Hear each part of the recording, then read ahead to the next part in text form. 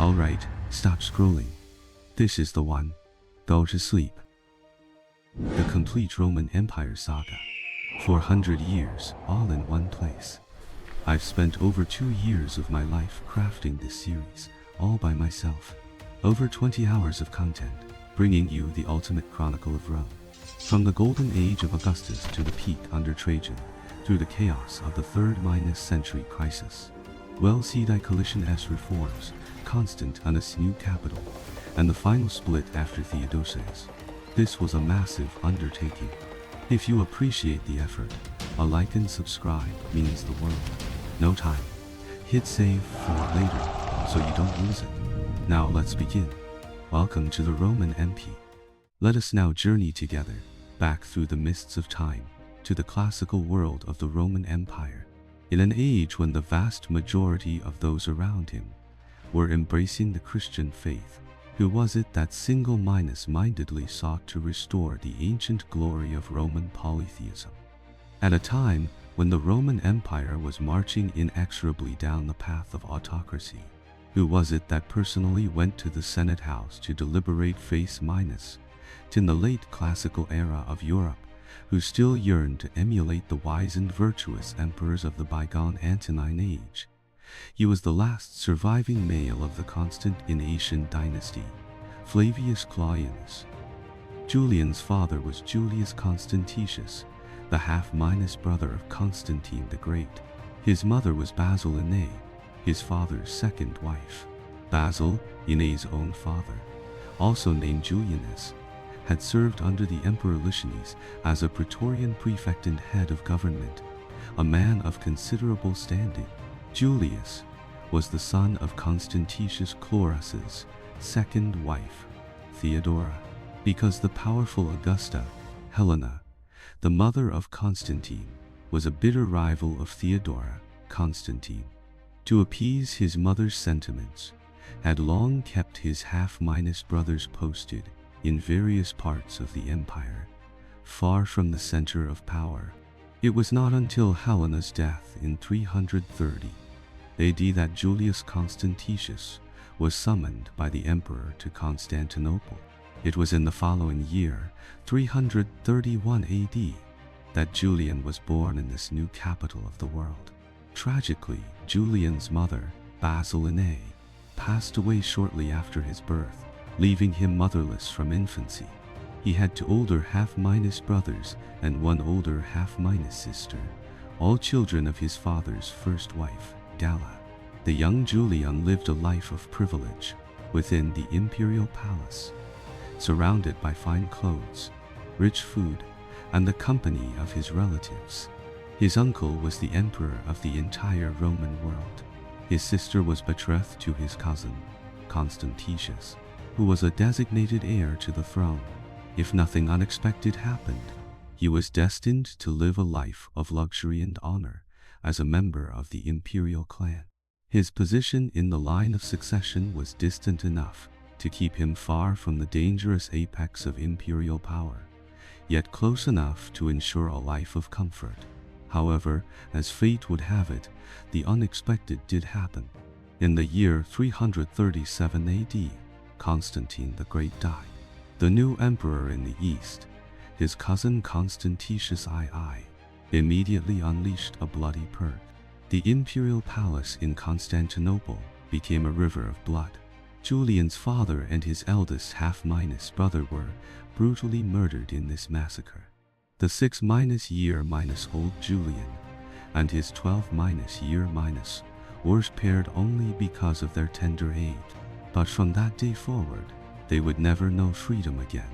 They were kept under a state of house arrest and strict surveillance. Julian's childhood was undeniably tragic. He lost his mother at birth, and at the age of 6, he personally experienced a horrific family massacre.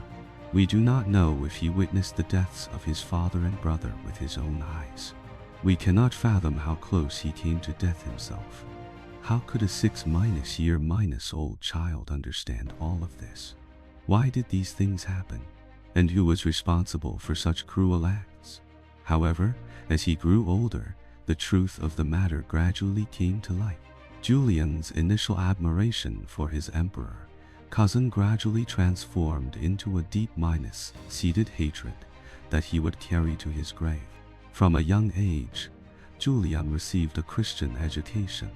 The emperor first sent him to Nicomedia, placing him under the tutelage of Bishop Eusebius.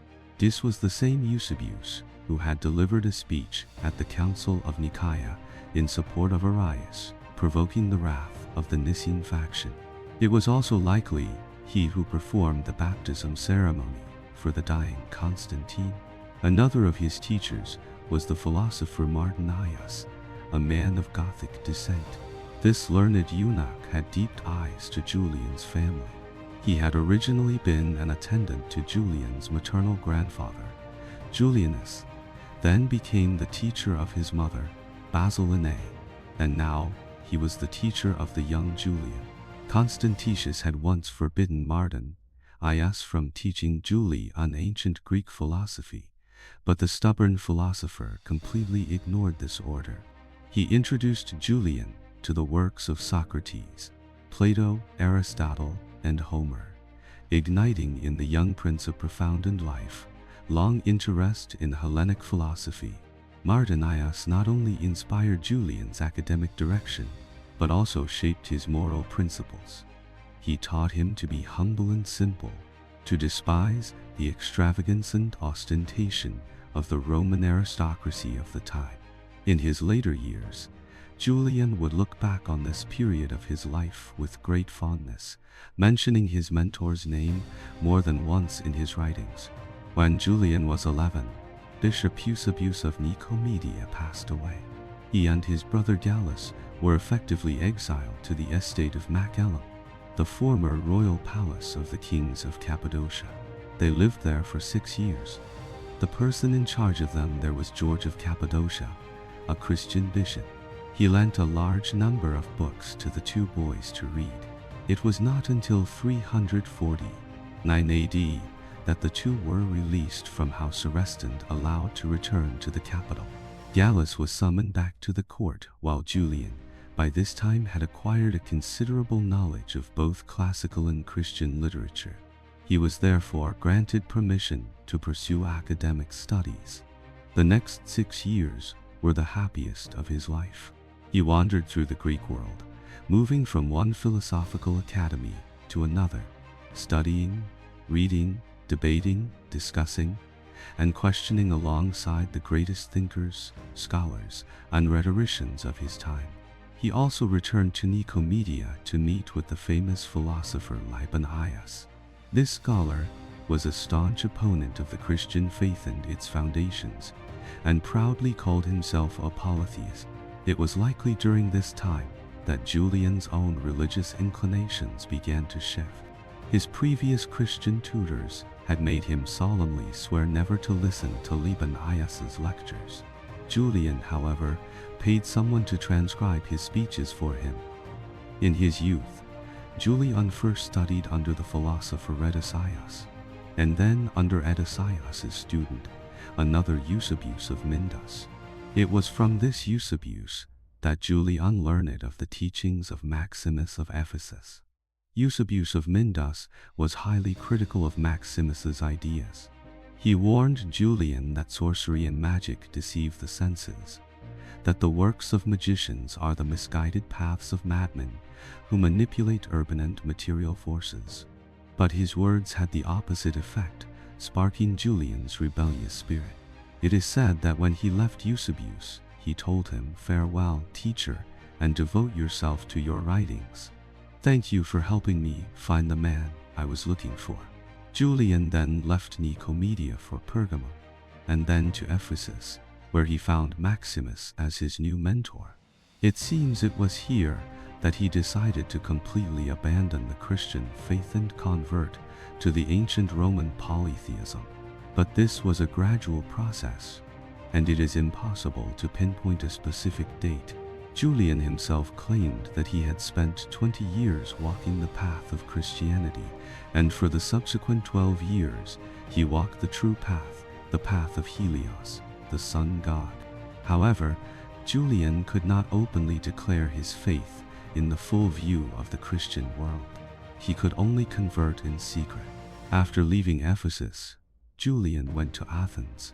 Here, he continued to immerse himself in his studies until the summons from his cousin suddenly arrived. In 354 AD, the Caesar of the East, Gallus, was executed in Pola. Constantine II, in order to eliminate any potential future threats, summoned Gallus's younger brother, Julian, to Mediolman Milan. Julian was escorted under heavy guard to the court in Milan, where he spent 7 precarious months, constantly facing the possibility of execution. His friends and servants were also implicated, and many lost their lives as a result. Some of these tragedies unfolded before his very eyes. Julian remained vigilant under surveillance, suppressing his grief and indignation. Julian was fortunate. Constantius's wife, the Empress Eusebia, was an intelligent, beautiful, and virtuous lady. Through her influence, Julian was allowed an audience with the emperor. He defended himself with great skill and intelligence, and the emperor finally listened to his plea. Although the eunuch faction, led by the notorious Eusebius, strongly opposed it, claiming that Gallus's death would make Julian hate the emperor and that even if Julian were pardoned, the emperor would still face great risks in the future. Empress Eusebia ultimately prevailed in the council. After all, in Constantius's heart, his empress was more important. The eunuchs, seeing their first plan fail, had to settle for the next best thing, persuading the emperor to exile Julian. This time, the emperor followed their advice, temporarily sending Julian to a location near Milan, and then soon after, sending him back to Athens. In Athens, Julian, asking for nothing more, immersed himself in his studies. He conversed freely with the contemporary philosophers under the groves of the academy, receiving their tireless instruction. Julian cultivated a warm, elegant, and affable demeanor, which earned him the affirmation of his virtue and talent from everyone. Julian's good name soon spread throughout the Roman world. While Julian was engrossed in his studies in Athens, Empress Eusebia was constantly planning for his future. Since Constantius I had become the sole ruler of the empire, the accumulated pressure of complex affairs had become overwhelming. The civil war had just ended, but the invasions of the Franks and Alemanni in Gaul were intensifying. The gains of Constantine's reconquest in the region of Dacia north of the Danube had also been lost, and in the east, Shapur II of Persia, having returned victorious, was once again pointing his spear towards Mesopotamia. Constantius II had to admit that he alone could not manage the vast empire in every detail. Eusebia realized that her husband was traumatized by the precedent of Gallus. She explained to him that the two brothers, Gallus and Julian, had completely different personalities from childhood. The difference in their characters could be compared to that of the former emperors Domitian and Titus. She constantly instilled in the emperor the idea that Julian was a gentle and unambiguous young man. If granted the purple robe, he would surely be loyal and grateful. This time, not even the Grand Chamberlain Eusebius could prevent Julian's promotion. The emperor decided that after Julian's wedding to his sister, Helena, he would grant him the title of Caesar and entrust him with the affairs of the Western Empire. Julian received this news in Athens. Although this was an opportunity that many people could never grasp in their lifetime, it also meant that he had to leave the beautiful city of Athens. Julian tearfully bid farewell to the people of Athens. He was worried about his future. His only confidence came from a firm belief that the goddess Minerva would grant him strength, and that the sun and moon gods would protect him in secret. Julian arrived at the court in Mediolmana. Empress Eusebia was overjoyed, receiving him as gently as a real sister and giving him a warm embrace. In 355 AD, as Emperor Constantius II set out for the east, Julian, for the first time, exchanged the long robe of a Greek philosopher for the military uniform of a Roman emperor, beginning his short but brilliant journey. In November of 355 AD, in the northern Italian city of Mediomena, the Roman Emperor Constantine II, holding his cousin Julian's hand, ascended a high platform together. In the presence of all civil and military officials and the soldiers of the army, Julian was declared Caesar of the Western Empire, the co-minus ruler of the Augustus. During the assembly, Constantius clearly stated that the country was currently in peril, a critical moment of survival. He needed to nominate a Caesar to be responsible for the political situation in the West. If everyone agreed, this task would be undertaken by his cousin. The soldiers gazed at Julian's frank face. The young man's eyes sparkled with enthusiastic fire, yet also carried a hint of shyness. This was his first time facing such a large audience. After the inauguration ceremony, the two rulers returned to the palace in the same chariot. During the slow procession, Julian inwardly recited verses from Homer's epic poems to soothe his inner tension and fear of the future. He stayed in Mediomena for 20 days and then set out on his journey to Gaul. When Julian arrived in Gaul at the end of 355 AD, the situation there was very grim. As early as Magni Ntius Uprising, he had extended an olive branch to the Franks and Daemoni across the river, recruiting them to fight for him.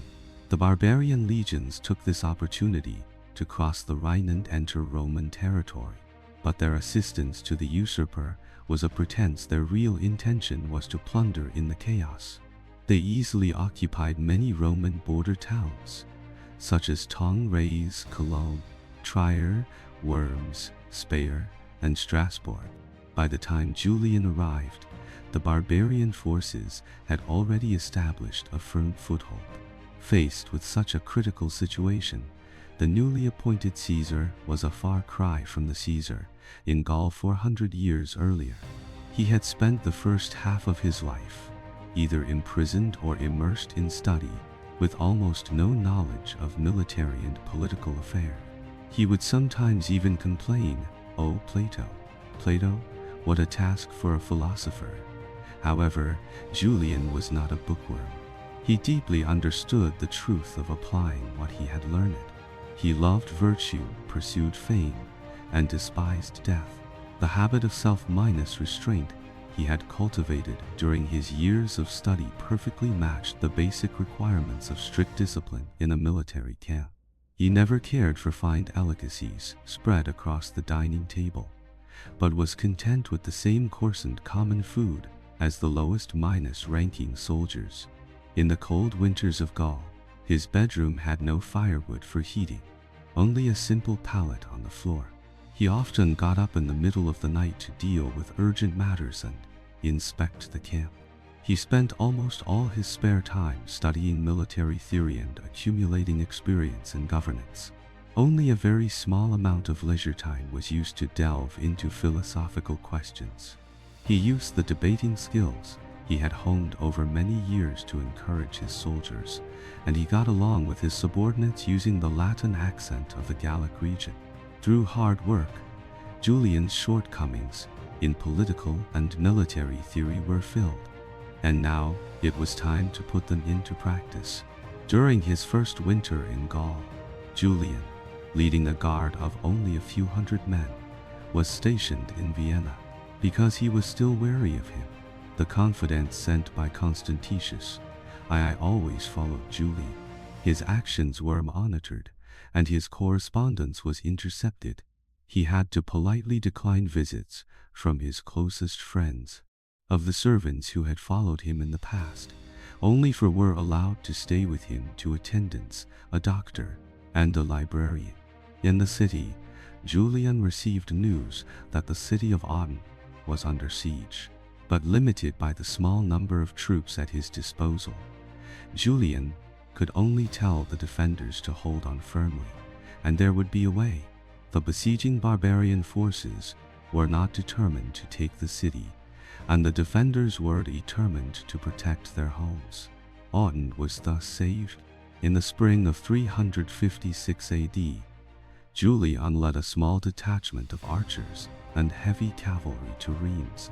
To demonstrate his martial prowess and rally the people, Julian deliberately chose a rugged path closer to the barbarian raiders, fighting his way through, defeating those who blocked his path, and finally arriving victoriously at Reims. The rest of the Roman legions in Gaul were also ordered to assemble there. The fledgling Caesar, in his first military operation, showed fearless courage. This greatly boosted the morale of the Roman army. They set out from Reims full of confidence to search for the enemy. However, it turned out they were a bit overconfident. The Alemanni were very familiar with the surrounding area. They secretly concentrated their scattered forces and, on a rainy night, seized the opportunity to launch a full minus-scale attack on the Roman rear guard. The Roman army was suddenly in chaos, losing their direction in the dark, fleeing in disarray, and even trampling each other. Julian struggled to restore order, and only then was he able to withdraw the army back to Reims. The losses in this battle were considerable. After this failed lesson, Julian became more cautious and vigilant in his subsequent military operations, and at the same time increased his efforts to gather intelligence on the battlefield. After resting for a period of time, Julian regrouped and marched east to drive out the barbarian invaders. The Roman legions redeemed themselves, defeating the invaders head minus on at Bru and recovering several towns, including Cologne. But the barbarians, after repeated setbacks, decisively chose to break up into smaller groups. Julian had won a victory, but he had not fundamentally solved the problem. He marched along the banks of the Rhine and inspected the dilapidated city of Cologne. As winter approached, Julian had to choose to withdraw his army. The results of the Gallic theater in 356 AD were meager. Not only were his subordinates and the imperial court dissatisfied, but Julian himself also believed that he had not completed his mission. So he chose to station himself in Sens, a city very close to the front line. This was a decision he would come to regret. As soon as Julian settled down, a large number of Germanic troops suddenly appeared outside the city of Sens. A difficult siege battle began. Julian knew that he had insufficient troops, so he quickly sent for help from the nearby cavalry commander, Marcellus. For the sake of the Roman Empire, give a brother a hand. Marcellus, at this moment, seemed to hear the call of the sages of all times and places, fully embodying the fine tradition of when a friendly army is in trouble, remain as still as a mountain. He did not send a single soldier to save the Caesar who was in mortal danger. General Lee, for the sake of the party minus state, lend a hand, give a brother a hand. I, Li Yunxia, guarantee on my honor. No, on my loyalty to the party minus state. When General Zhang needs a brother the most, a brother will definitely go through fire and water for you, without hesitation. Please, General Zhang, have enough patience and wait for the miracle that your brother will create for you. The city of Sens, without reinforcements, suffered heavy losses under the siege of a superior enemy. Even Julian believed that the situation was desperate and irreversible. However, the besieging barbarian army still lacked siege weapons and the determination to break the city. Under the desperate resistance of the defenders, they also suffered a large number of casualties. The cold weather further eroded the will of the besiegers. Finally, after 30 days, the barbarian legion, having made no progress, had to give up the attack and retreat in disappointment. After Sens was saved, Julian, besides being proud of the bravery of the soldiers around him, also had to settle accounts with Marcellus. From a conspiracy theory perspective, this cavalry commander had a close relationship with the Augustus, Constantine II. His inaction was likely not as simple as cowardice. There might be some deep-seated conspiracy behind it. After all, Constantius had already killed more than a dozen of his family relatives. If his suspicion got the better of him, it was not impossible for him to use the Germans to get rid of Julian. So Julian reported this matter to Constantius. The relationship between the two in Gaul was already like fire and water. To stabilize the overall situation, Constantius agreed to transfer Marcellus away and replace him with the experienced veteran Severus. Severus was brave and loyal, an ideal subordinate for Julian. Thus this Caesar, with the special care of Empress Eusebia, finally completely grasped the military and political power of Gaul. In 357 AD, Julian used the method of veterans, training new soldiers to speed up the training of the legions. He led them to take the initiative to attack, destroying the bases of the Germanic troops along the line, building defensive works at the strategic point of Severny, and dispatching garrisons to monitor the enemy's movements. From then on, he seized the strategic initiative in northeastern Gaul. With Julian's unremitting efforts, the situation in northeastern Gaul stabilized. But the region of Raetia on the south bank of the Danube was invaded by the Alemanni. Faced with this situation, Constantius I planned a joint operation. Julian would advance east from Rheims, while he himself would send his general Barbadio to lead troops north from Mediomena. The two sides would jointly encircle and annihilate the Germans who had invaded eastern Gaul. No one would have thought that this order from Constantius would lead to a ridiculous result, which in turn led to the classic Battle of Strasbourg between Rome and the Alemanni. Constantius I's plan for a joint operation was perfect. However, in the first step, the barbarians took the initiative to besiege Lug du Lion. Julian had to go to the rescue first. Now Barbadio believed that he had lost his flank and could not face the large army of the Alemanni alone. It should be said that Barbadio had about 30,000 troops and could completely fight against the scattered forces of the Alemanni. But he did not accept the suggestion of his subordinate Valentinian to move closer to Julian.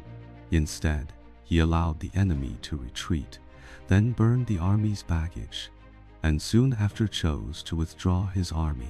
This grand joint military operation thus ended hastily, and Barbadio, who had deserted his post, was not punished at all. The Alemannic king, Ch. was not happy.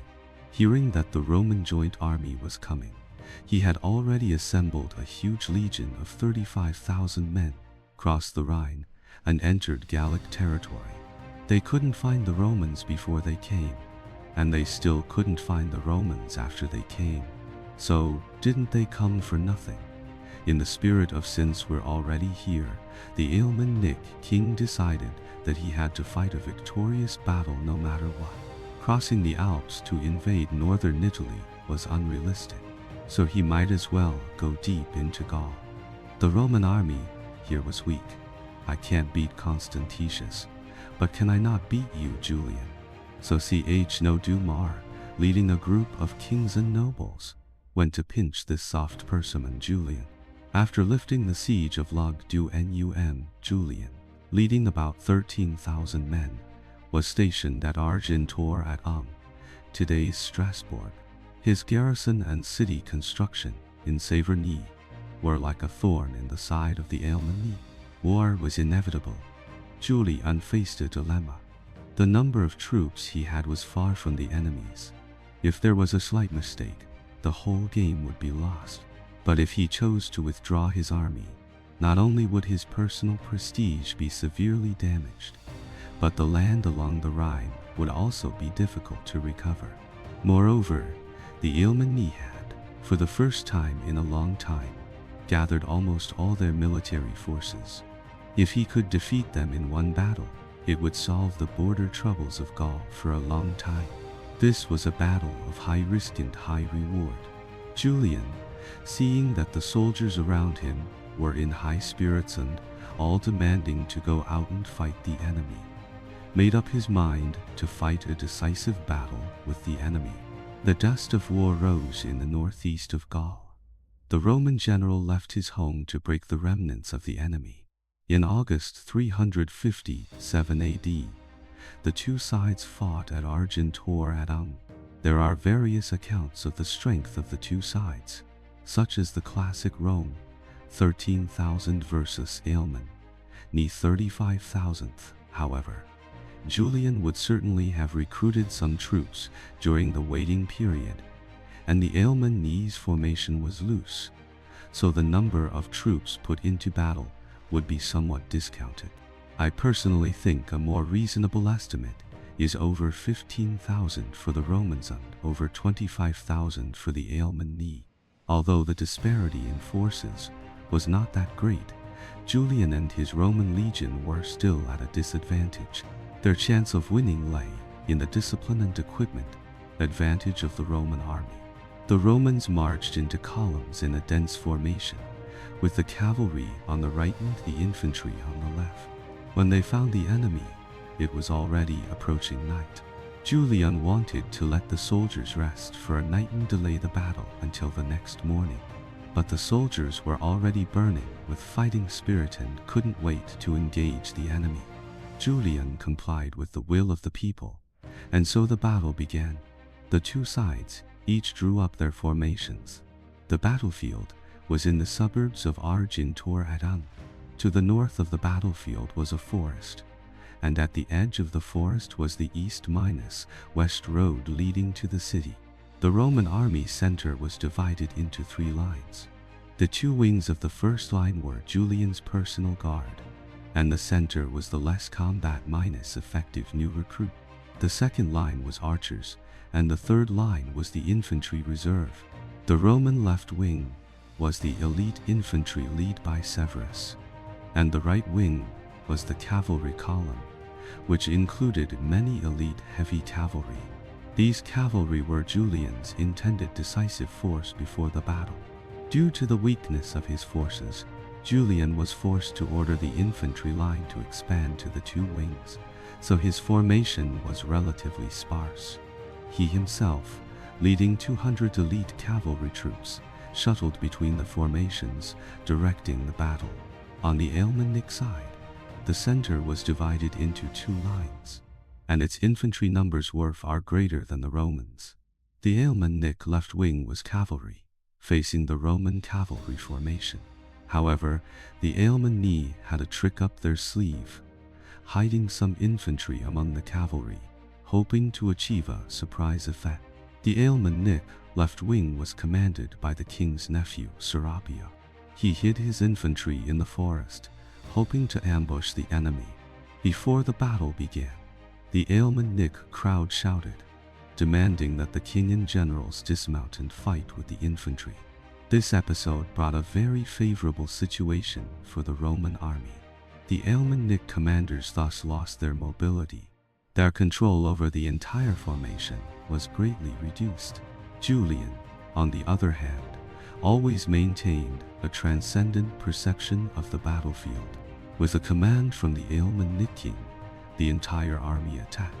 Even the ambushed troops hiding in the forest could not contain their emotions, and all broke away from the team, charging towards Severus's legion. The infantry on the front lines of both sides began to engage.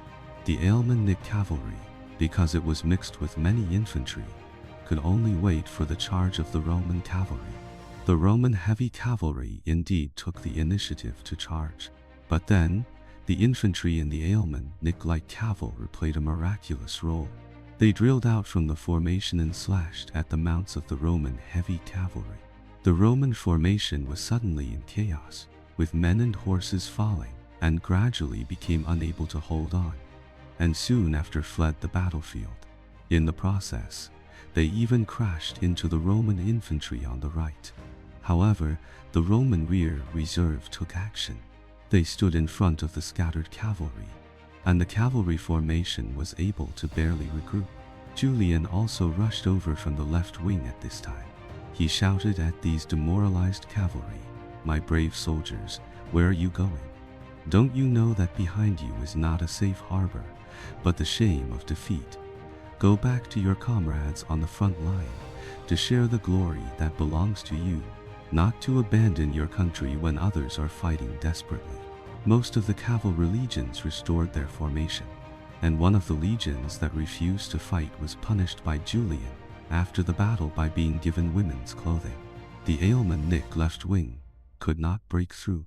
Its center launched a desperate charge against the Roman infantry formation, but in front of the well-equipped shield wall, the Alemanni fell one after another, suffering heavy casualties.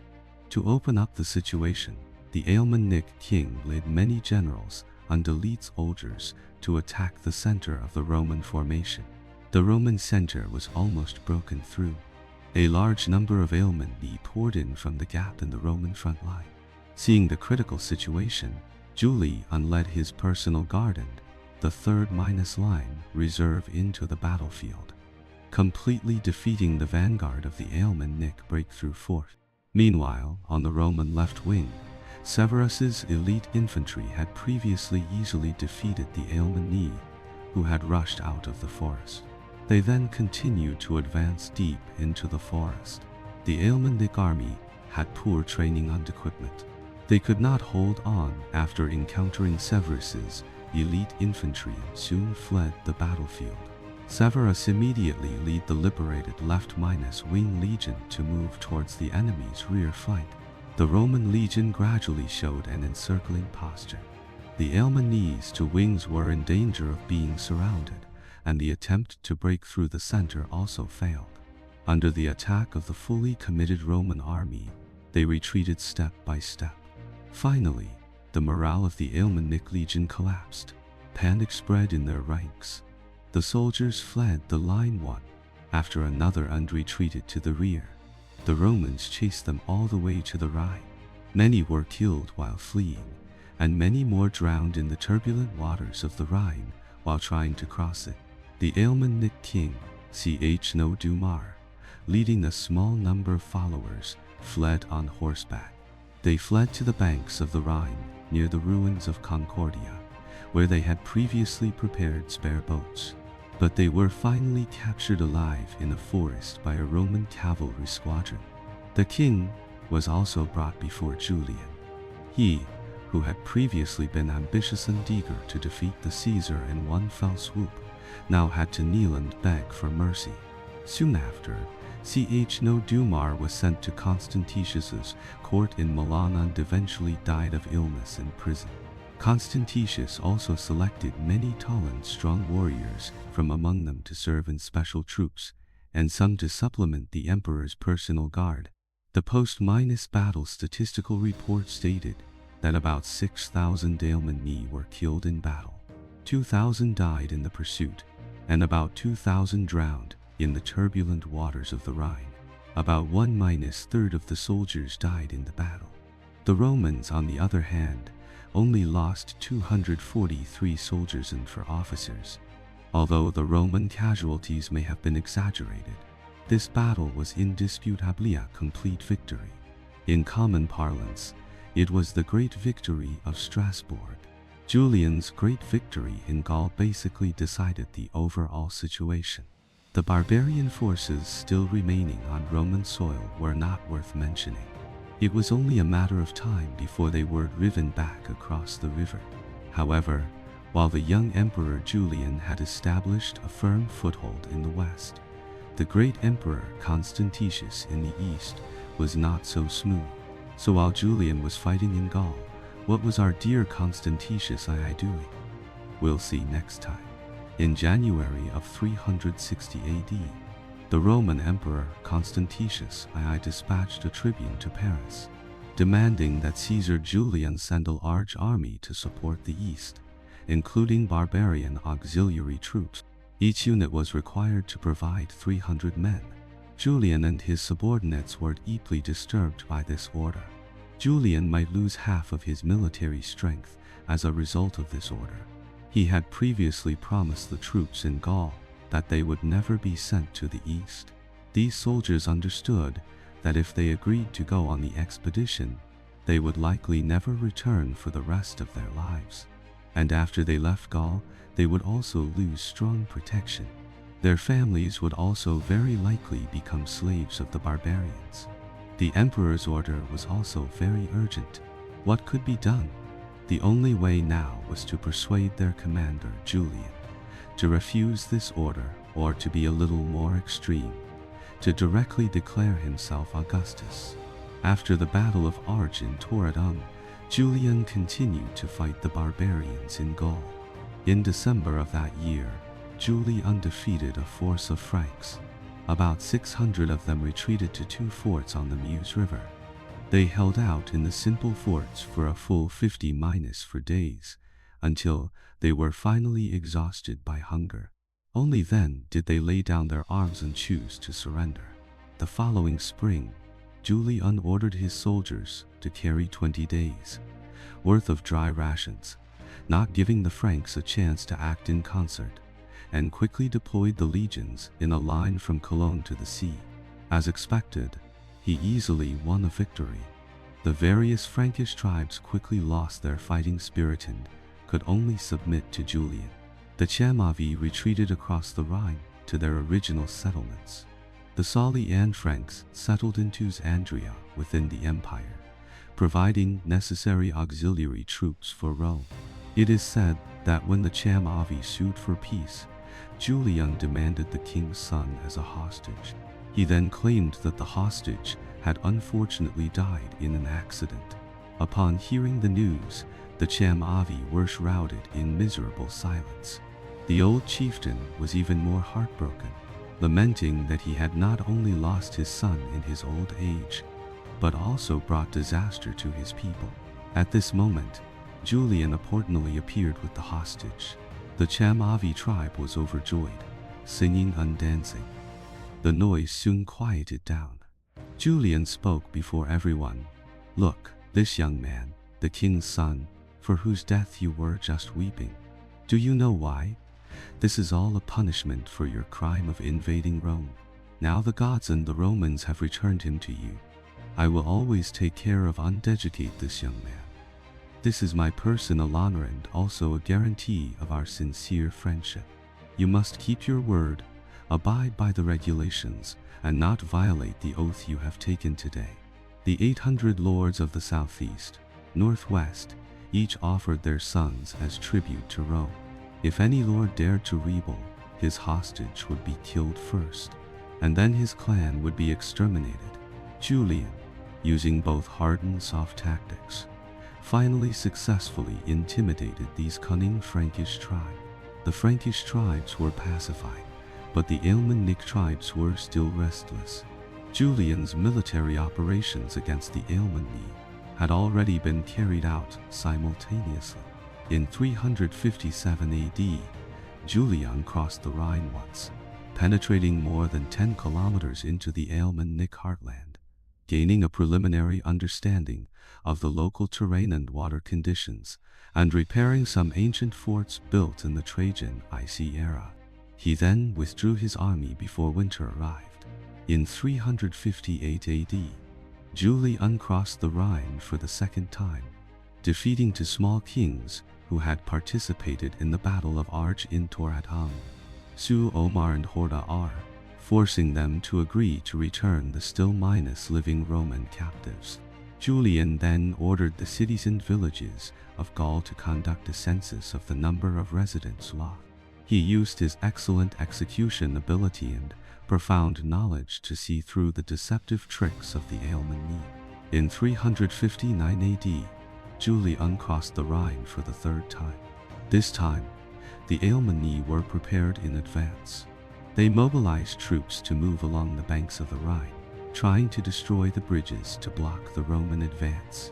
However, Julian sent 300 light-armed elite soldiers in 40 small boats to quietly sail down the river and land, not far from the enemy's outpost.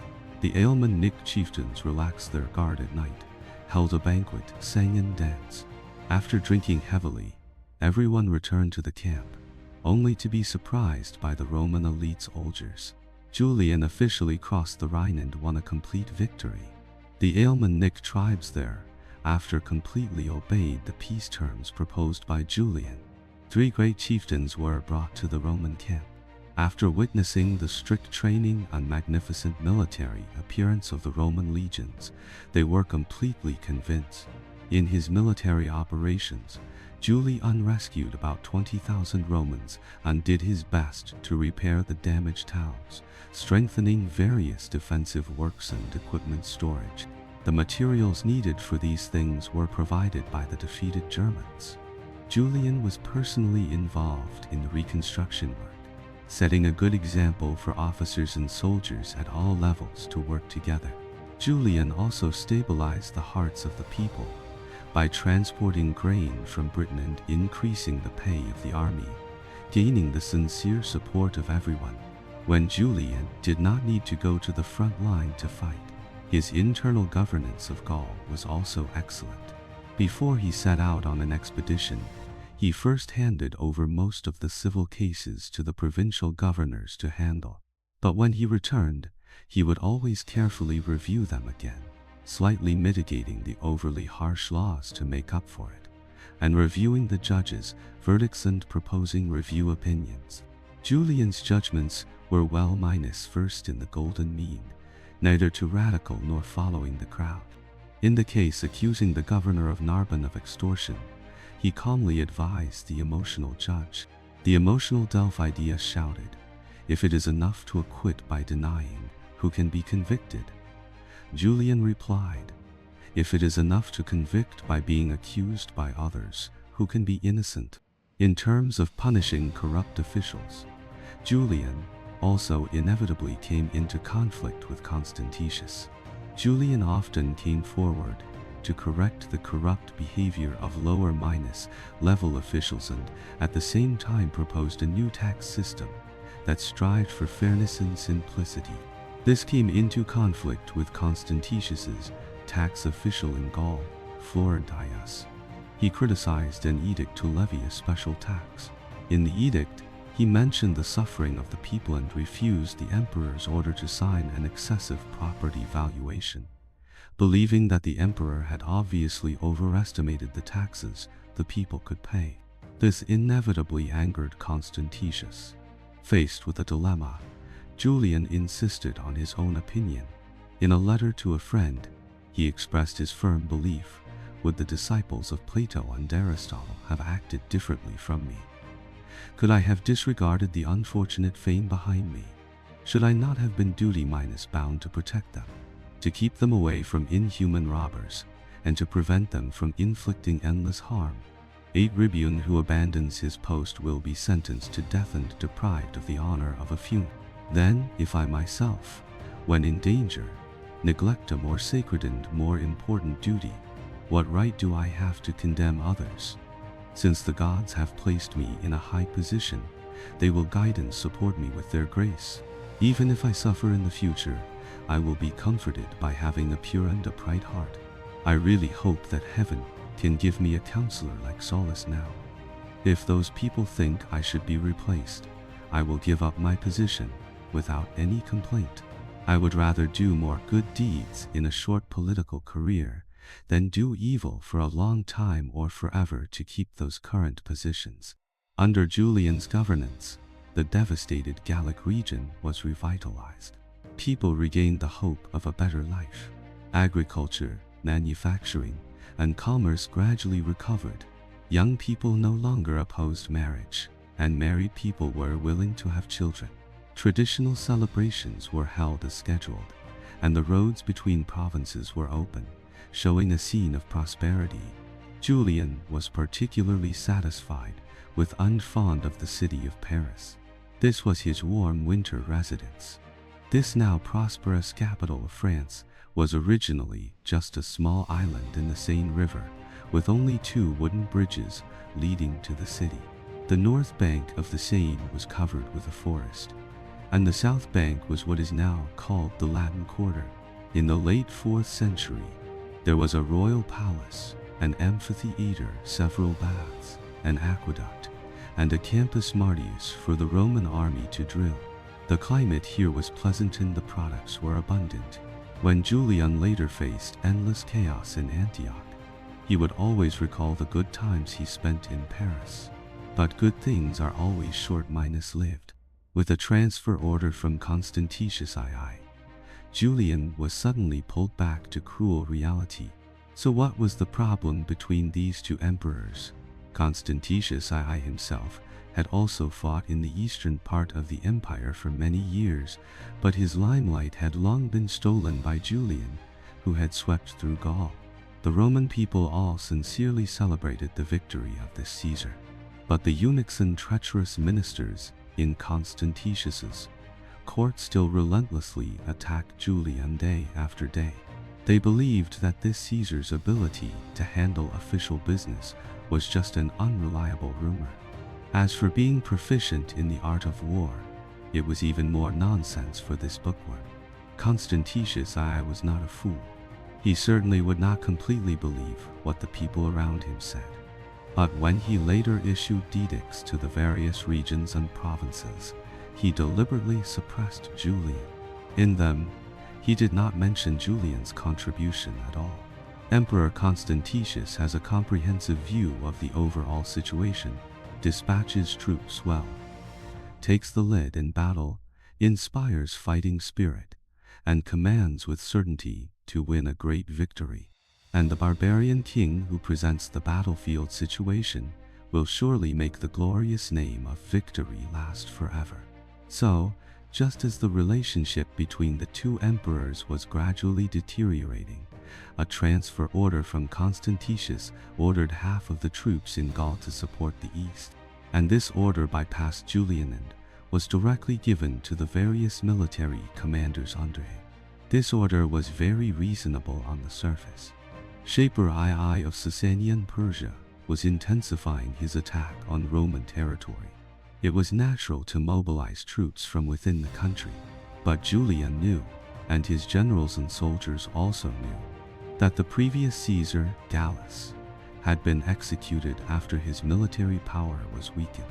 No one could guarantee that Julian would not follow in his footsteps. What's more, the soldiers of Gaul were not willing to leave their hometowns to go to Mesopotamia thousands of miles away. Anyone with a little common sense would understand that this journey would be a 9- in minus and chance of death. Upon learning of this, Julian was filled with grief and indignation. After a period of ideological struggle, he decided to implement the order to transfer troops. The Gallic army began to move, but then, the order to cross the Alps became difficult to execute. The soldiers passed through crowds of people, with silent resentment and loud cries rising and falling. The soldiers' wives, holding their young children, desperately accused their husbands of cruelly abandoning them. The white water flows east at dusk. The green mountains still seem to cry. Faced with the scene of parting from life and death, Julian was extremely sad. He did his best to comfort the emotionally collapsed family members. Don't lose yourself in tears, hold back your tears. Crying will only reveal your bones. Heaven and earth are ultimately ruthless.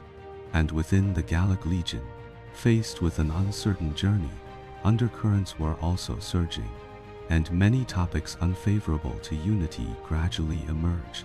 The seeds of rebellion sprouted in the hearts of the abandoned. With the tacit permission of the tribunes, a carefully crafted rumor spread everywhere in the military camp. It described the deposition of the virtuous ruler Julian and denounced the despicable actions of the emperor in Constantinople. The envoy of Constantine I sensed that something was wrong and repeatedly urged Julian to set out quickly. But Julian found various reasons to continue to delay, until the elite soldiers from all over Gaul gathered under the city of Paris. Julian personally welcomed the fully armed generals and soldiers. He ascended the rostrum in front of the city gate and delivered a sincere speech to them. He thanked everyone for their brave fighting and encouraged them to continue to strive. At the same time, he admonished them to obey the control of the Augustus in the future and wished them a good future. After the speech, the troops returned to their respective stations. Julian hosted a farewell banquet for his officers. They talked about everything under the sun, reminiscing about the passionate past of fighting side by side. Everyone also shed tears for the impending separation and the difficulty of seeing each other again, and lamented the uncertain fate of the future. Everyone's resentment gradually gathered together. The departure date was approaching. The generals and soldiers indulged in unrestrained feasting. At midnight, under the stimulation of alcohol, the impulsive soldiers, armed and carrying torches, flocked to the area around the palace in Paris. They shouted in unison, "Julian Augustus." Julian, facing the noise outside the palace, tried to maintain restraint and did not respond to the soldiers. The next morning, the soldiers, emotional because they were ignored, forced their way into the palace, drew their swords, and forcibly brought out Julian. They escorted him through the streets of Paris and placed him on the rostrum, hailing him with the title of emperor. Julian was still unwilling to commit usurpation. Under the coercion of the soldiers, he reluctantly gave in. It was not until the soldiers threatened him with their lives that Julian was finally forced to accept the title of Augustus. Amidst the cheers of the troops, a grand enthronement ceremony was held. After the celebration, Julian quickly returned to the darkest corner of his bedroom and did not appear again for a long time. Let Itou be the great governor of our revolutionary army. Good, good, good, good, good, good, good, good, good, good. I haven't agreed yet. I can't do it. Then come on, come and change his clothes. Hey, General Li, what are you doing? Was Julian really forced to rebel? This question is probably difficult to answer. Constantius II had killed his father and his two brothers, and now his own life was also threatened. Whether Julian had the ambition to become emperor or not, his final rebellion against Constantius II was reasonable. And if we look at the result, this split did not evolve into a destructive civil war. And according to Julian himself, after the enthronement ceremony, he saw the guardian spirit of the empire waiting for him in the room, blaming him for his lack of courage and ambition. He then prayed to the great Jupiter and immediately received a clear oracle that he must obey the will of the gods and the request of the army. The next day, decorated with the army's banners on royal regalia, Julian appeared before the soldiers on the Campus Martius. Everyone was excited that their respectable leader could ascend to the great position. Julian briefly recounted the past glory and also persuaded everyone to remain calm and avoid a cruel civil war. He wrote a rather restrained letter, which was sent by the master of the offices, Constantine, and the chamberlain, Eu the Reist, to the Augustus far away in the east. The signature of this letter was still Caesar. In the letter, he requested that Constantius II recognize his title of Augustus. He acknowledged that his brother Constantius had supreme power, but also requested that he himself continue to rule Gaul. Upon learning of the change in the West, Constantius I did not show excessive anger. He proposed that Julian should publicly refuse the soldiers' acclamation and continue to rule Gaul as Caesar, and he must hand over all powers to the ministers sent by the central government of the empire. Constantius also sent a reply letter to Julian, and then led his army to the Tigris front to continue the military confrontation with Shaper II. In that year, neither side had any substantial military action, engaging in a sit-down war on both banks of the Majid on Ias River, and finally withdrew their armies separately. Julian received the firm, but restrained reply from Constantius II. He certainly would not hand over the hard -1 power as stated in the letter, and he read Constantius's reply letter in public. He told the crowd that as long as they agreed, he would hand over power without hesitation. But we all know that everyone would not agree to this. The second half of Constantius's letter was a bit hellish. He accused Julian of being ungrateful. He had granted Julian the high position of the purple robe and merciful, allowed Julian to receive an education. When Julian was a helpless orphan, he had taken care of him in his childhood. The originally calm Julian suddenly broke down. This passage was too hellish. Julian's father and brother were both killed by Constantine II. He had personally made Julian an orphan. Now, he actually expected Julian to be grateful for this. Julian showed a torrent of eloquence and unrestrained spirit. He vented all the pain he had endured for 20 years. You say I am an orphan. How can the murderer of my whole family question me for being an orphan? He forced me to bear a sea of blood and hatred. To be honest, I have been trying to forget this for so many years. To be honest, I think Constantine II is really suitable to be the master of the hell joke bar. The efforts for peace failed. Or perhaps, I think Constantine II is really suitable to be the master of the hell joke bar. The efforts for peace failed. Or perhaps it could not be called an effort. Anyway, war seemed inevitable again. At this moment, the area occupied by Julian was limited to Gaul. He had to react quickly to seize the initiative. So the military objective was determined a surprise attack on the Illyrian region. Julian decided to attack in 3 columns. The first force of about 10,000 men, under the command of the cavalry general Nevitate, would march directly to the central regions of Rhaetia and Norica. The second force, also of about 10,000 men, under the leadership of Jovinus and Jovinus, would pass through the Alps and the border of northern Italy, and he himself would lead 3,000 elite infantry through the forest area directly to the Danube bend, and by water, launch a surprise attack on the important Illyrian city of Sirmium. He led his army through mountains and swamps, occupying bridges or fording rivers, taking the most direct route to the vicinity of Vienna. Then he sailed down the Danube. The fleet sailed on the river for a full 11 days. Most of the strongholds along the way voluntarily submitted to Julian. After 11 days, Julian landed at Bononia, quickly defeated the local garrison, and then suddenly entered Sirmium. His other 2 forces also met in Illyria without much effort.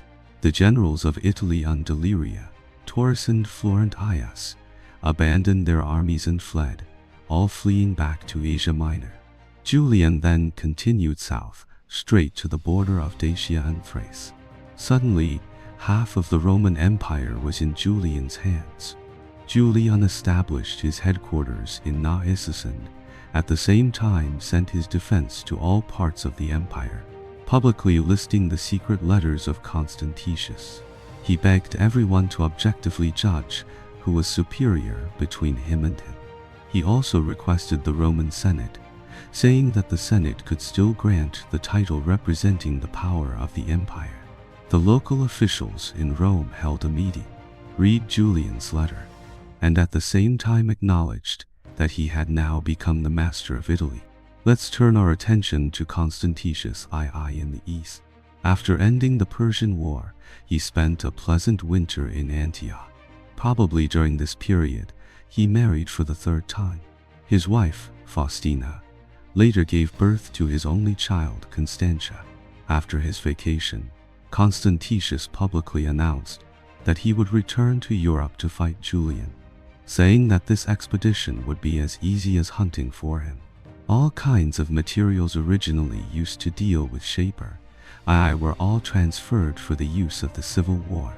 Constantius II had fought for many years, and his prestige in the empire still existed. And before, he had set out from the east to destroy the rebel who occupied the western part of the empire. Everyone around him was full of confidence in him. The governor of Africa cut off the grain supply to Italy, which greatly troubled Julian. What was even worse was that some of the Illyrian legions that had previously surrendered to Julian were sent to the rear of Gaul, who knew that when they passed through Aquileia, they suddenly defected and declared their allegiance to Constantius II.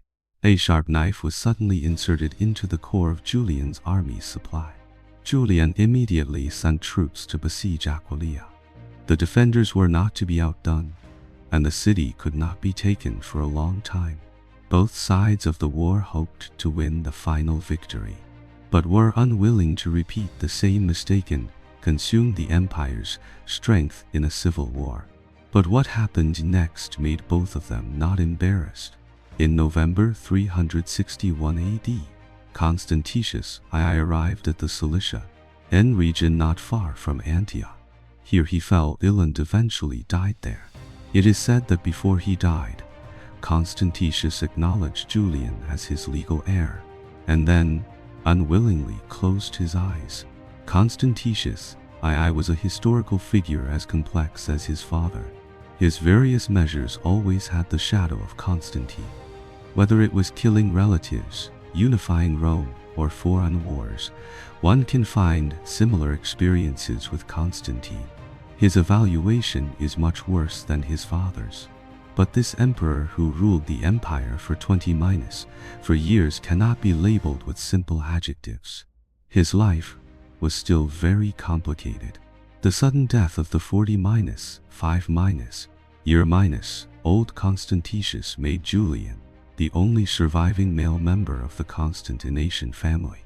He naturally obtained the entire Roman Empire. The performance of this new emperor in Gaul made everyone have high hopes. So what kind of future awaited everyone? Let me add a small detail. After learning of the death of his cousin Constantius, Julian hastily rushed to Constantinople to attend the funeral of this brother and mortal enemy. On the day the body returned, he requested to follow the mourning throughout the process. He himself went to the pier to personally supervise the transportation of the coffin.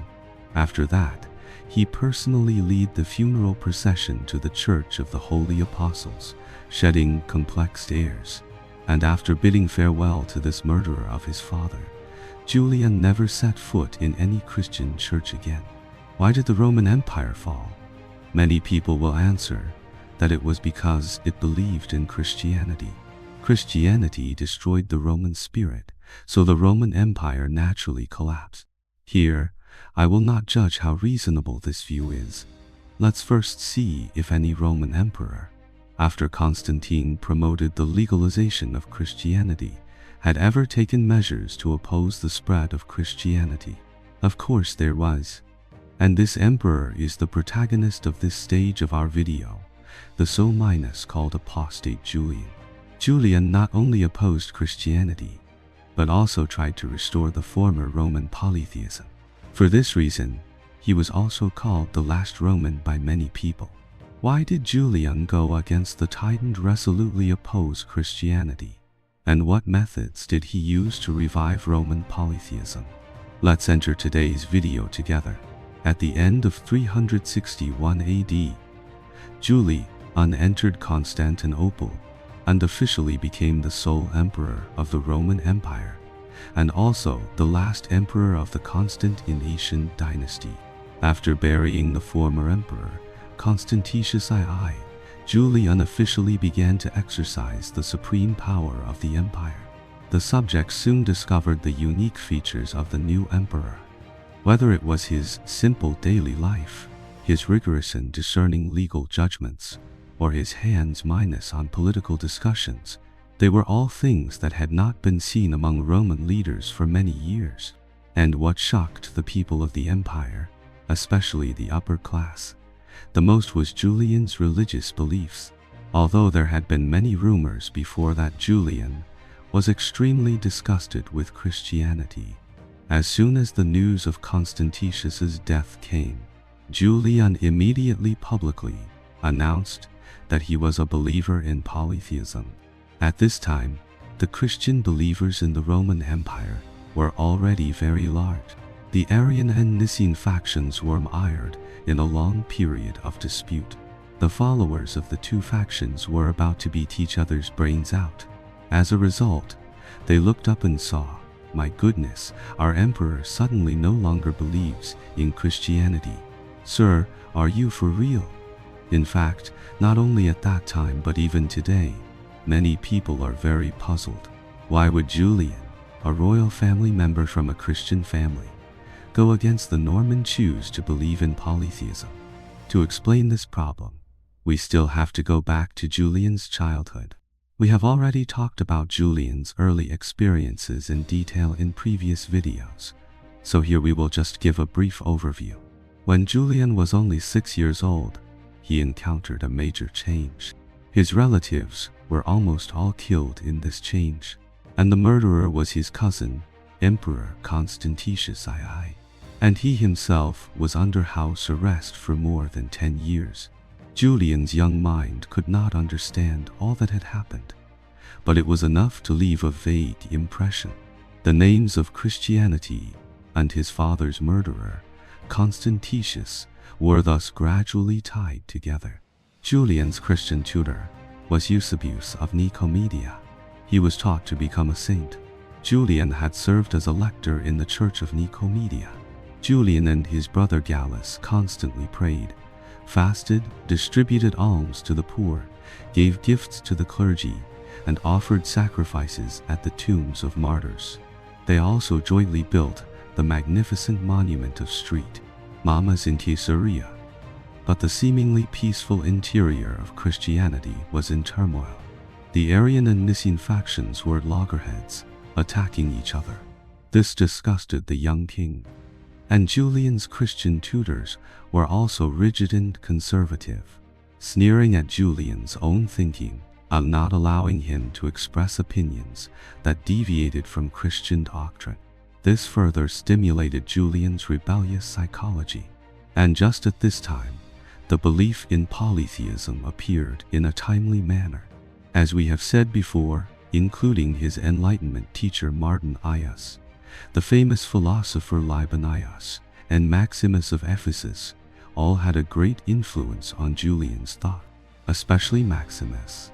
It should be under his influence that Julian fully converted to the polytheistic faith. His faith is more specifically called Neoplatonists. This is a school that combines the characteristics of philosophy and religion, a product of the joint action of ancient Greek philosophy and ancient Greco-Roman polytheism. Compared with Christianity, Neoplatonists reserved more space for believers to think for themselves and interpret for themselves. This was very useful to Julian, who longed for freedom. Julian's theological thought cannot be simply summarized as Neoplatonists. According to the research of later scholars, his thought was influenced by many sects and philosophies, so it appears extremely chaotic. Although he was well-versed in the principles of classical philosophy, he often confused philosophical thought with religious theory. Although he believed in polytheism, he also believed that there was a supreme creator, and the sun, as the God that illuminates the entire universe, should be the representative image of this creator. Therefore, Julian's faith also had a monotheistic God similar to the Christian God, that is, the sun god Jupiter. Around 351 AD, the 20-year-old Julian, under the arrangement of Maximus, was secretly initiated in Ephesus and became a called apostate of Christianity. In the Rome of the mid-4th century, Christianity had already become mainstream in the empire, especially in the upper class. Julian did not want to become a martyr of polytheism. He had to maintain his Christian faith on the surface. Since the polytheistic faith itself was relatively tolerant, participating in Christian activities was not a big deal. There were even praises for this behavior within polytheism. Julian's friend Libanius praised Julian's duplicity in this way. His thought has begun to change. If he openly admits it, it will bring danger to himself. His behavior can only be as before. The donkey in Aesop's fables uses a lion skin to disguise itself. On the contrary, our lion has to use a donkey skin to disguise itself. Julian studied and lived under the guidance of polytheistic philosophy. He could write articles to pacify the world with a pen, and he could conquer the world on horseback. Finally, after a period of arduous efforts, he became the emperor of the empire. I'm not pretending anymore, I'm showing my cards. I am a child of polytheism. You lost lambs who believe in Christianity, I will soon guide you back to the right path. After ascending the throne, Julian immediately took on the position of Pontifex Maximus. In addition to his busy government work, he carried out tireless religious sacrificial activities, sometimes even appearing extremely superstitious. Outside the palace, Julian personally ordered people to send extremely precious gifts to the famous religious holy places of the Roman world. Some ancient temples were dilapidated due to disrepair, or had been looted by Christians. The emperor paid a large amount of repair funds. Under the influence of public encouragement and generous support, many cities and families began to implement sacrificial activities that had been abandoned for many years. Everywhere there were brightly lit altars, bleeding sacrifices, temples filled with fragrant smoke, and grand processions of priests and prophets. They no longer needed to feel danger and fear. The sound of prayers and music echoed on the highest mountain tops. Using bulls as sacrifices to the gods also provided a dinner for the blessed believers. Regarding the faith of the army, Julian cleverly removed the sacred name of Christianity from the lab Aram, and cleverly mixed the symbols of war, imperial power, and polytheistic faith. Pious Christian subjects, when paying homage to the monarch himself or his portrait, had to perform icon worship. The soldiers lined up to have an audience with the emperor in turn. Julian personally gave them a generous reward according to their different ranks and merits. But this reward was not for free. Everyone had to throw a few grains of incense into the burning fire on the altar, performing a polytheistic ritual. Some soldiers who adhered to the Christian faith would resist this practice, but most of them chose to feign conversion and repent later, because what Julian gave was too much. However, under the seemingly festive and harmonious religious feast, Julian's polytheistic revival movement had many problems. First, to promote the polytheistic faith, Julian's steps were too large. The most obvious manifestation of this was the issue of funding for religious activities. We all know that Julian was a very frugal emperor, but the funds for religious sacrificial activities were very exaggerated. All kinds of beautiful and rare birds were continuously transported from faraway places for sacrifice to the gods. Julian would often kill 100 bulls in one day as sacrifices. At that time, there was a popular joke that if he returned victorious from the Persian War, all horned cattle would become extinct. So Julian's failure to return was all a conspiracy of the horned cattle. Second, Neoplatonists was a very niche school of thought, and it had no theological foundation, moral code, or church discipline. Its organization was also very poor. Julian's power alone was really not enough to support the isolated upper echelons. Administrative orders were difficult to penetrate to the grassroots level, not to mention that even the upper class of the empire could not be conquered. Third, Julian's personnel appointments were a bit too idealistic. He promoted many Neoplatonist priests and philosophers to high-level positions. Julian, who had a religious fervor, wishfully regarded all believers in Jupiter as his brothers. If they regarded the favor of the gods as more important than the favor of the emperor, he would greatly appreciate and reward this attitude. If they also loved Greek literature, Julian's favor would be even greater. A representative of this was Julian's religious mentor, Maximus. After Julian ascended the throne, he immediately sent a letter to Maximus, inviting him to Constantinople to join him in his great cause. Maximus immediately went upon hearing the news. Upon learning of Maximus's arrival, the emperor, who was speaking in the Senate, immediately terminated his speech to go and welcome him. Maximus soon won Julian's trust and held an important position. But this great philosopher not only pursued spiritual satisfaction, but also longed for the material world. So he quickly accumulated a large amount of wealth. After the new emperor came to power, he was investigated and eventually did not have a good end. Although Maximae have been framed and purged by the new emperor, the new people promoted by Julian must also have had serious problems. There were problems within polytheism, and the external pressure was even more severe. The most important of these was naturally the opposition of the Christian forces. So how to deal with the powerful Christians? Julian believed that there was no need for persecution, because persecution would produce martyrs, and martyrs would in turn promote the expansion of the Christian church and enhance the cohesion of Christianity. He first abolished the laws that closed polytheistic temples, confiscated their property, and prohibited sacrifices, loosening the shackles on polytheism and promoting a climate of religious tolerance. On February 4, 360 AD, Julian issued another edict, declaring that all religions were equal before the law. The Roman Empire must restore its original religious eclecticism. According to this eclecticism, the Roman state would not impose any religion on its subjects. It seemed to be treating everyone equally, but in fact, the sect targeted by this edict was self-evident. He then pardoned the Nicene missionaries who had been exiled by Constantine II. Among them was Athanasius. The Nicene and Darian factions once again engaged in confrontation. Under this ebb and flow, polytheism regained its vitality under the banner of religious equality.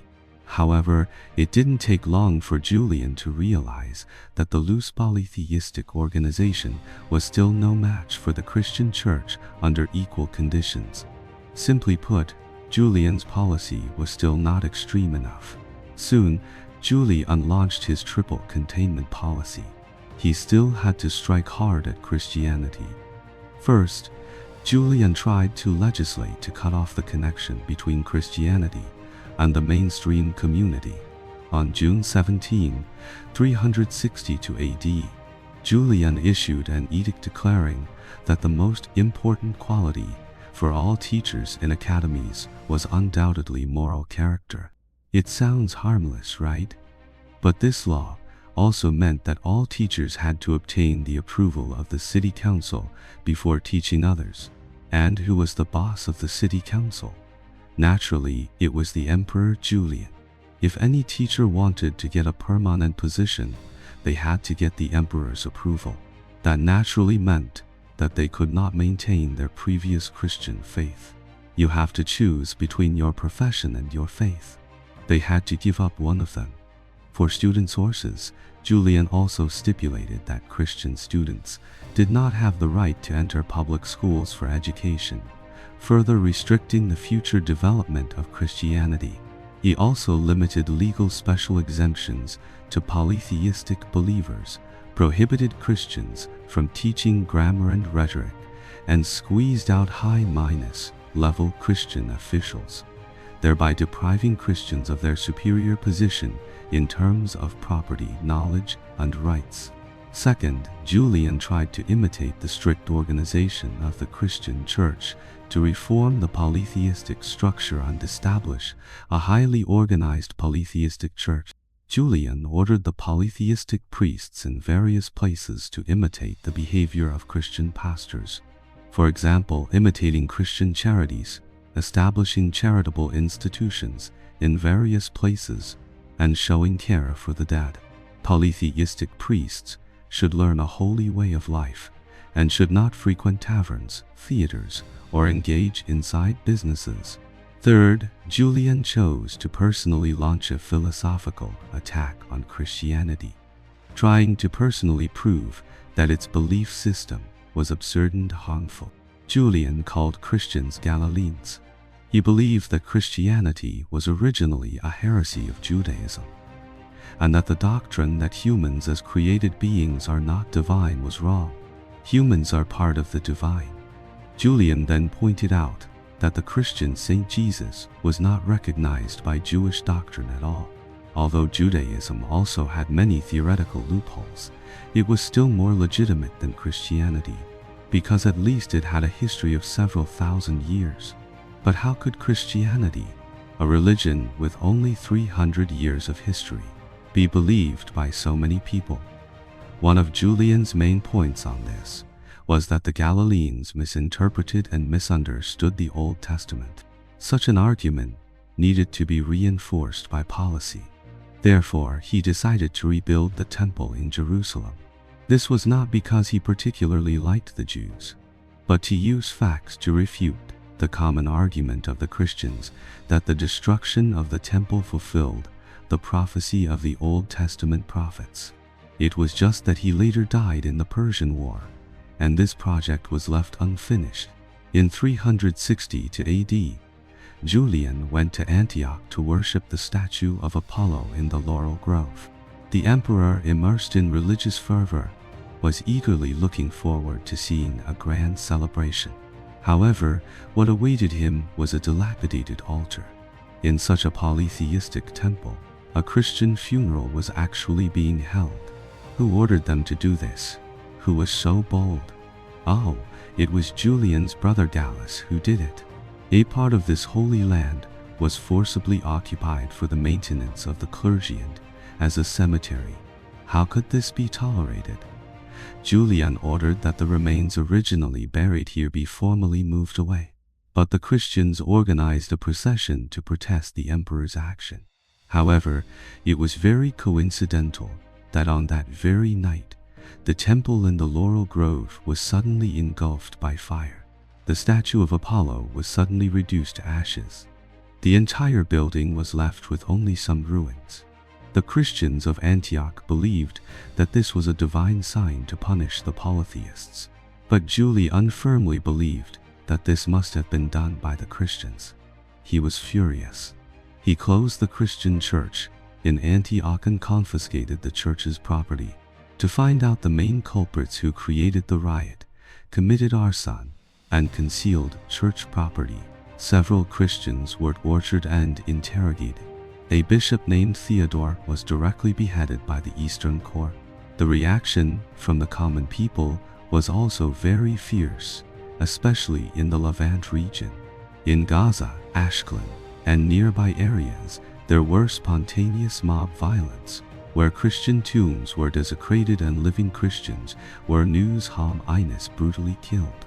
The most influential of these was the riot in Alexandria.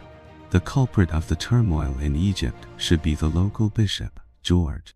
As an Arian believer, he engaged in religious struggles in the local area, cracking down on Nicene believers, causing public resentment to boil. In 361 AD, after Julian came to power, George was thrown into prison. The angry local people could not wait for the legal process of trial. They simply went all the way, rushed into the prison, and physically eliminated George and his colleagues after extreme humiliation. The jubilant crowd placed the archbishop and two mutilated corpses on camels and paraded them through the streets. Athanasius, surrounded by Nicene believers, returned like lightning and resumed the throne of the archbishop.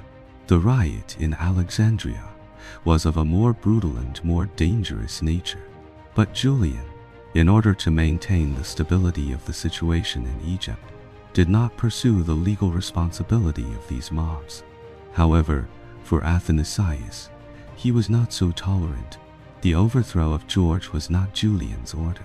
Athanasius's appointment as archbishop was not approved by Julian at all, or rather, he didn't even know about it.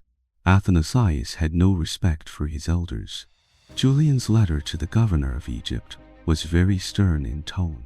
Although you have not written to me about some other issues, you at least have the responsibility to tell me what you think about dealing with the enemy of the gods, Athanasius. I have already told you my intentions. Now I swear by the name of Serapis, If Athanasius has not left Alexandria by December, let alone not left Egypt, I will fine your government officials 100 pounds of gold. You know my temper very well. I don't blame people easily, but I don't forgive people easily either. This arrogant attitude towards the gods makes me very sad and angry. Nothing can make me feel more gratified than hearing that Athanasius has been driven out of Egypt. This disgusting villain, under my rule, several high-ranking Greek ladies have been baptized. This is all the result of his religious persecution. Warned by the emperor, the governor of Egypt, Ecdicius, had to choose to issue a warrant for Athanasius, and Athanasius continued to display his talent for escaping, once again hiding in the desert. Around the same time that Julian received information about the riots in Alexandria, an urgent report also came from Edessa. The Arian sect there was oppressing the small Valentinian sect, constantly stirring up riots and disturbances. Julian immediately ordered the administrative authorities of Edessa to confiscate all the property of the church, distribute the cash to the soldiers, and assign the land to the local area. Julian said in a letter, "I have made my position very clear. I have always been a faithful friend of the Galileans. Their admirable doctrine promises the poor the kingdom of heaven. I am now helping them to relieve the burden of worldly property, so that they can devote themselves more to virtue and advance on the road to saving the world. But be careful. You are exhausting my patience and mercy. If this kind of riot continues, I will use administrative officials to punish your crime of persecuting the people. At that time, what will make you fear will not only be confiscation and exile, but also the punishment of fire and sword."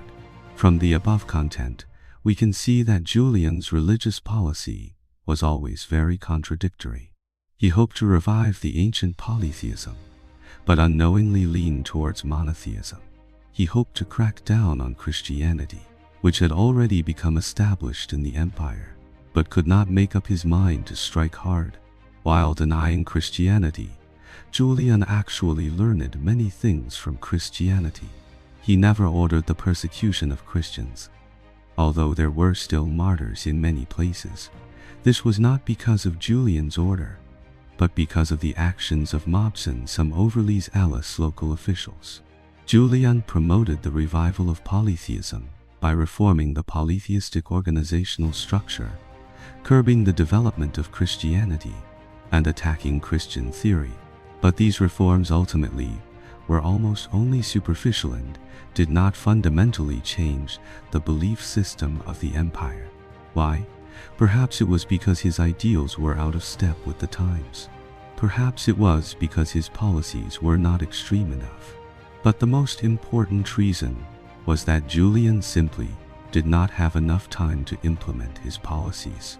In early 363 AD, Julian announced that the project to rebuild the Jewish temple had officially begun.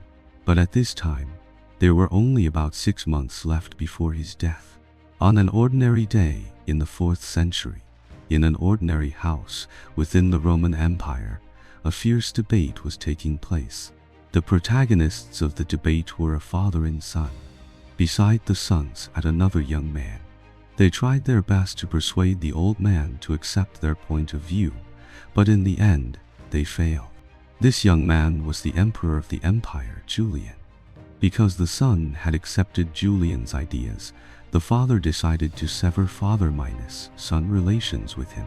After learning of this, Julian decided to personally persuade the father. After failing, he annoyed said to the son, "You have lost your father because of me. This is my fault. So from now on, the role of your father will be played by me." The small story above undoubtedly reflects the unique personality of this Roman emperor, Julian. How would such an interesting emperor rule the country? In this video, we will talk about it together. In November 361 AD, after Julian officially ascended the throne, He immediately set up the Chalcedon tribunal on the opposite bank of Constantinople to punish those imperial generals who had acted unscrupulously and corruptly under the rule of Constantius II. Julian detested these villains. He once said in a letter, "Those treacherous and cruel rebels have tried every means to deceive and incite the king, so that his gentle nature has been eliminated by evil words. However, my intention is not to use high-minus pressure means to sanction these villains. They will be prosecuted, but to protect their rights, they will also receive a fair and impartial trial. Some people were acquitted, others were exiled for a limited period or placed under house arrest, and a few were executed. Among them was Constantius's disgusting spy chief, Paul the Chain, the one who had previously ravaged Britain. He and his colleague Apodemius were directly buried alive, or some say burned to death. In short, they went peacefully. And for the treacherous official Eusebius, who had killed his brother, Julian showed no mercy and sent him on his way. For the commanders Taurus and Florentius, who had abandoned Italy and Deliria, they were also punished. The former was exiled to Vercelli in Italy, but the latter was sentenced to death. As for wife Florentius was sentenced to death, in my personal opinion. Do you remember that Julian had worked with him in Gaul for a not-minus short period of time and had many conflicts? This judgment should have some of the king's personal emotions in it. Julian's judgment on Eusebius was controversial. This finance minister had been very critical of the combat behavior of Constantius II and his subordinates in the eastern part of the empire, believing that their loss of cities and land was a great shame for the empire. The angry soldiers hated him to the bone. "We are fighting and bleeding on the front line. What are you, a finance manager, babbling about here?" They all demanded the execution of this minister. But Eusebius had once done Julian a favor. But faced with the general anger of the soldiers, and Julian had previously made a promise of a fair trial and respect for public opinion, he finally had to choose to execute Eusebius with tears in his eyes and promised to take care of his wife and children. Hearing the fame of the Chalcedon tribunal, many civilians in the empire also wanted to participate, especially many wealthy Egyptians, who demanded the return of the gifts they had presented. This gave Julian a big headache. His court was not for property arbitration, so Julian had to use a trick. He first promised to personally receive these Egyptians in Chalcedon, but when these people landed, he issued a strict order prohibiting boatmen from transporting Egyptians to Constantinople. These Egyptians were left in Chalcedon, crying out but unable to enter the prosperous capital. Of course, no one would help them deal with their property issues. When their patience and money were all exhausted, they had no choice but to return home. After the Chalcedon tribunal was disbanded, Julian's legal team continued to enforce the law. For example, the African registrar Gaudentius and the Egyptian official Artemius were publicly executed in Antioch for corruption and slandering the emperor, respectively. Many people said that the Chalcedon tribunal seemed fair, but it was actually Julian's special tool for revenge on his enemies. I think this is also very reasonable. After all, no matter how special Julian was, he was still an emperor, right? At least he went through a procedure to take revenge on his enemies, unlike Constantius II, who did it silently. After reshaping the order through legal trials, Julian also launched a cleanup in the court. After he moved into the imperial palace in Constantinople, he wanted to find a barber to serve him. But guess what? A group of gorgeously dressed officials came in. "Hey, Constantinople is so authentic. Even a haircut requires a party. This is really amazing, my new emperor." Julian was stunned. "I want a barber. What are you guys here for?" After asking, Julian learned that only one of them was a barber, and all the others were his servants. The imperial palace in Constantinople had thousands of barbers, wine stewards, and cooks, and the number of eunuchs could only be compared with the locusts in summer. Julian's frugal persona would naturally not tolerate such a situation. He dismissed all the grooms, barbers, and guards without giving them any severance pay. In the end, he only kept enough staff to meet his own needs. Julian's daily diet was very simple and light, usually mainly vegetables, which kept him physically and mentally healthy and relaxed to complete his heavy work. This is not to promote vegetarianism. Julian was not a complete vegetarian. Julian's daily life combined the characteristics of a writer, a pope, a civil official, a general, and a king. In the same day, he had to receive several ambassadors and personally write or dictate a large number of letters to his generals, civil officials, private friends, and the cities under his rule. After hearing the state affairs report from his secretary, he would quickly give his handling opinions, so fast that the secretary could barely keep up with shorthand. He could write by hand, listen with his ears, and dictate with his mouth at the same time, and he could also think about several different problems at the same time without interfering with each other, almost comparable to the Tihan supercomputer. Even after the ministers had gone back to rest, Julian was still dealing with work. After finishing, he would have a quick meal and then hide in his study to read. The emperor's dinner was even lighter. He would never be affected in his sleep by indigestion. In addition, his married life was not long. He and Constantius's sister Helena had a political marriage, and Helena had died before Julian ascended the throne. After that, the chaste Julian never shared a bed with any female companion. Of course, this also laid the groundwork for the final extinction of the Constantine dynasty. But considering that Constantius I had married 3 wives and often worked hard, but failed to leave a son, Julian at least preserved his chastity. During grand festivals, Julian clearly stated that he did not like to watch chariot races. He believed that this was a waste of his precious time, and it would be better to use this time for study. It was precisely because Julian cherished time that the materials and works left behind during his reign are more than those of his cousin, who reigned for 20-4 years, and he was only on the throne for less than 20 months. In the 2 long winter nights of his reign, in Constantinople in 361 AD and in Antioch in 362 AD, he left behind vast and elegant works, including the Beard-Hater, the Caesars, several speeches, and his magnum opus against Christianity. In terms of etiquette, to show that he valued the spirit of poverty, Julian's daily dress was very sloppy. He didn't cut his nails, wash his hands, or shave his body hair, only his head. He also liked to cosplay the thick beards of ancient philosophers, and often fell into self-appreciation while looking at his beard. In short, Julian was a very individualistic and very diligent emperor. Not only in the court, but reforms in the government were also underway, usually in restoring the customs of the Republic era. The reform of the tax system was mainly to improve traffic conditions.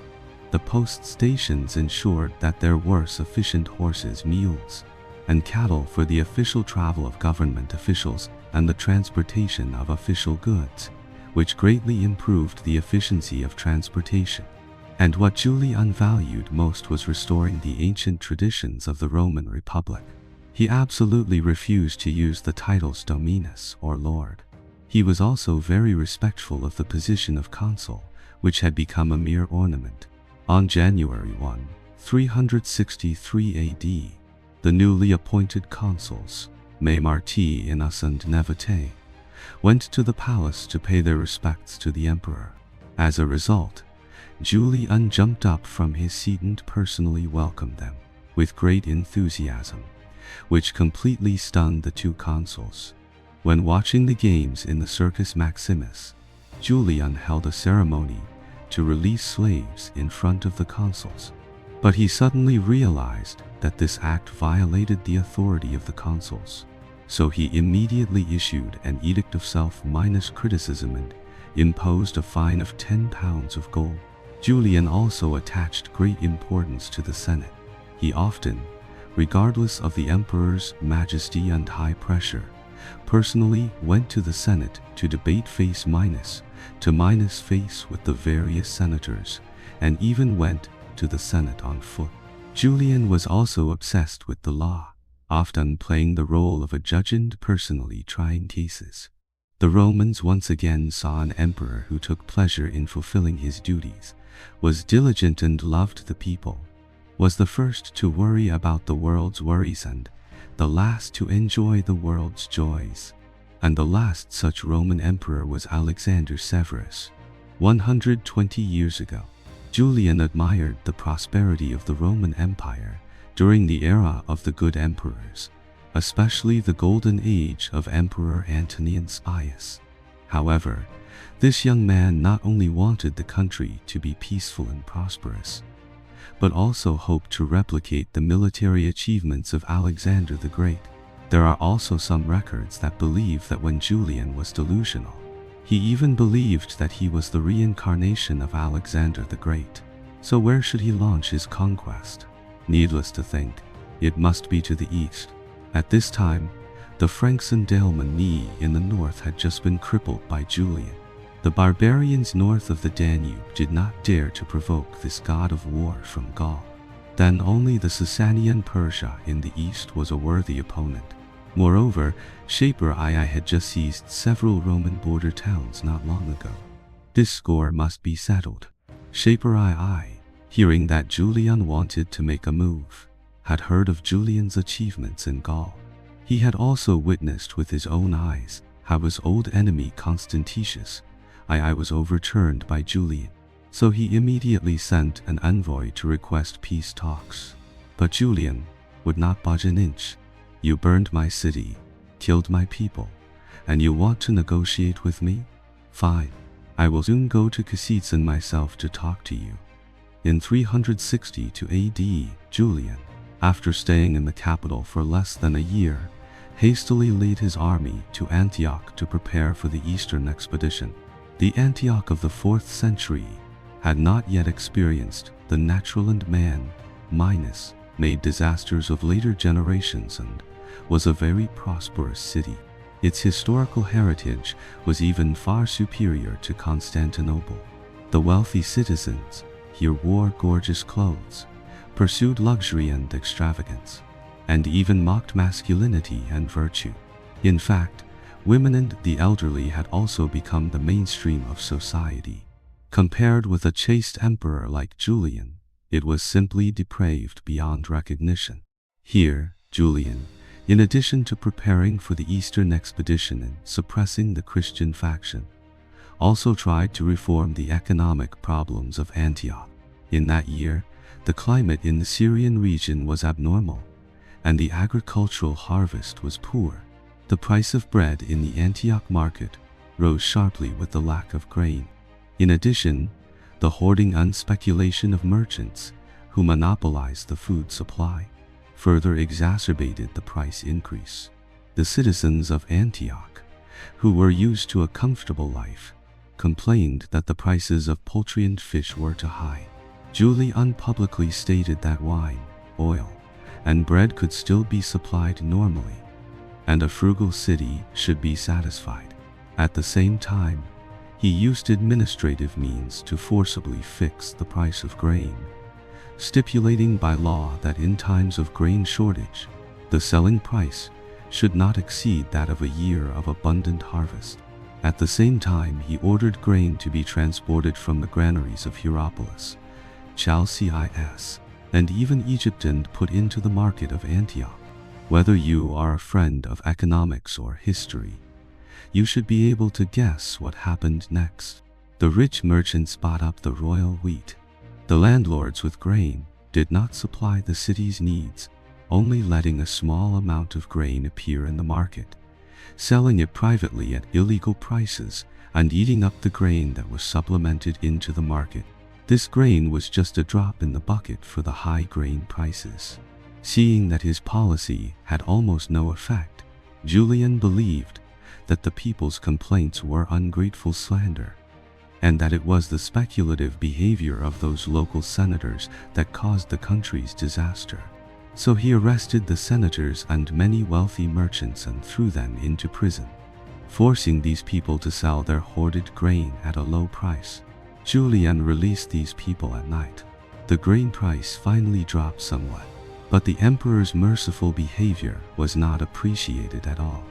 On the Saturnalia of that year, wanton songs could be heard everywhere in Antioch, mocking the emperor's laws, religion, personal behavior, and even his beard was wildly ridiculed. This really pissed Julian off. But what kind of person was Julian? You mock me with poems, then I will write an article to curse you back. An article called The Beard Minus Hater was thus born. The Julian in this article really had no emperor's demeanor. He first criticized himself along the lines of the people of Antioch, and then went on a rampage against the people of Antioch. You laugh at my long beard, right? You don't have a beard, is it because you are not good in that aspect? You think I shouldn't go to the polytheistic temple? I'll go wherever I want. Do you know what the person who named your city did? Do you want me to repeat the story of him and his stepmother to you? Your envoys came to Constantinople to report on their duties, and they were always late. Your officials don't carry out my orders at all. Your merchants only know how to speculate. You laugh at my beard, right? You laugh at my beard, right? In the article, Julian sprayed all classes of Antioch from top to bottom, from inside to out. And then, he announced that whoever wants to come to this city of Antioch can come. I will never set foot in it again. Next winter, I'm going to Tarsus for the winter. Julian did what he said. The next winter, he was indeed buried in Tarsus. Julian was really pissed off in Antioch. So in March 363 AD, he hastily left the city of Antioch and led a large army to launch a military operation. It is estimated that he really couldn't stay in Antioch any longer. Julian led an army of about 60,000 to 90,000 men on the expedition. After 2 days of hard marching, Julian arrived at Beroe on the third day. It was here that the story of the father-son conflict at the beginning of the video happened, and Julian became a father. Subsequently, Julian passed through Batnaean, arrived at Hierapolis. After hastily dealing with some matters, he led his army to set out again, marching towards the famous city of Carhae. After arriving at this city, which was not very auspicious for the Romans, Julian faced two choices. Should he go south along the Euphrates and directly attack the Persian capital Constantine, or should he turn to the Tigris and first recover the cities of Nisibis, Amida, and Singera to stabilize the rear? Julian hardly hesitated. He probably remembered the experience of dividing his army into 3 columns and launching a surprise attack on Sirmium from Gaul 3 years ago. He decided to have it all. The emperor sent a force of 30,000 men, led by his relative Procopius and the Egyptian general Sebastianus, to march directly towards Nisibis. After recovering Nisibis and other places, they would rendezvous with the army led by the Armenian king Ai and then march south along the Tigris, finally meeting Julian at the city of Constantine. Julian himself would advance along the Euphrates at an equal speed, thus achieving a joint encirclement of the Persian capital. In March 363 AD, as Julian divided his army into 2 columns and set out again from Carhae, a storm of dust was stirred up on the road of the army's advance. A new storm was about to rise in the 2 River region, but the wind from Gaul, in the end, could not blow to the 2 rivers. In March 363 AD, the Roman Emperor Julian divided his army into 2 columns and set out from Carhae, officially beginning the Eastern expedition against Sasanian Persia. The northern army, led by Julian's cousin Procopius and the general Sebastianus, marched directly towards Nis Ibis. After recovering Nis Ibis and other places, they would rendezvous with the Armenian king and then march south to approach Kasitsan. The southern army, personally led by Julian, would march straight to Kasits along the Euphrates. The two armies would act as two horns, advancing together, seeking to achieve the great achievements of Emperor Trajan, or even Alexander the Great. The Tuminus River region was suddenly on the verge of a storm. The number of Roman troops on this eastern expedition is still debated. The northern army was about 15,000 to 30,000 men. The southern army was about 65,000 men. But it is not clear whether this 65,000 included the 15,000 to 30,000 of the northern army. Therefore, the total Roman force this time was between 65,000 and 95,000 men. These soldiers were elites drawn from all over the empire. There were Gallic veterans who had fought with Julian for many years, Scythians from the Great Steppes, and even Arabs from the vicinity. Let's first look at the situation of the Roman southern army. After leaving Karhae, Julian took 3 days to reach Kal and Icum on the Euphrates. Then he advanced by land and water, marching along the river towards the Roman-Persian border. On April 7, the Roman army arrived at the border river, the Chaboras River. Julian gave a speech at the border fortress of Arcesium, encouraging the soldiers to advance bravely with the glorious deeds of emperors like Alexander the Great, Trajan, and Severus. And he rewarded each soldier with 130 silver coins. He then destroyed the bridge over the Chaboras River to show his determination to fight with his back to the water. The Roman marching order was formed into 3 columns.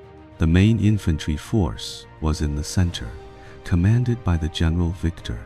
The right wing, led by Nevitai, maintained communication with the supply fleet along the bank of the Euphrates.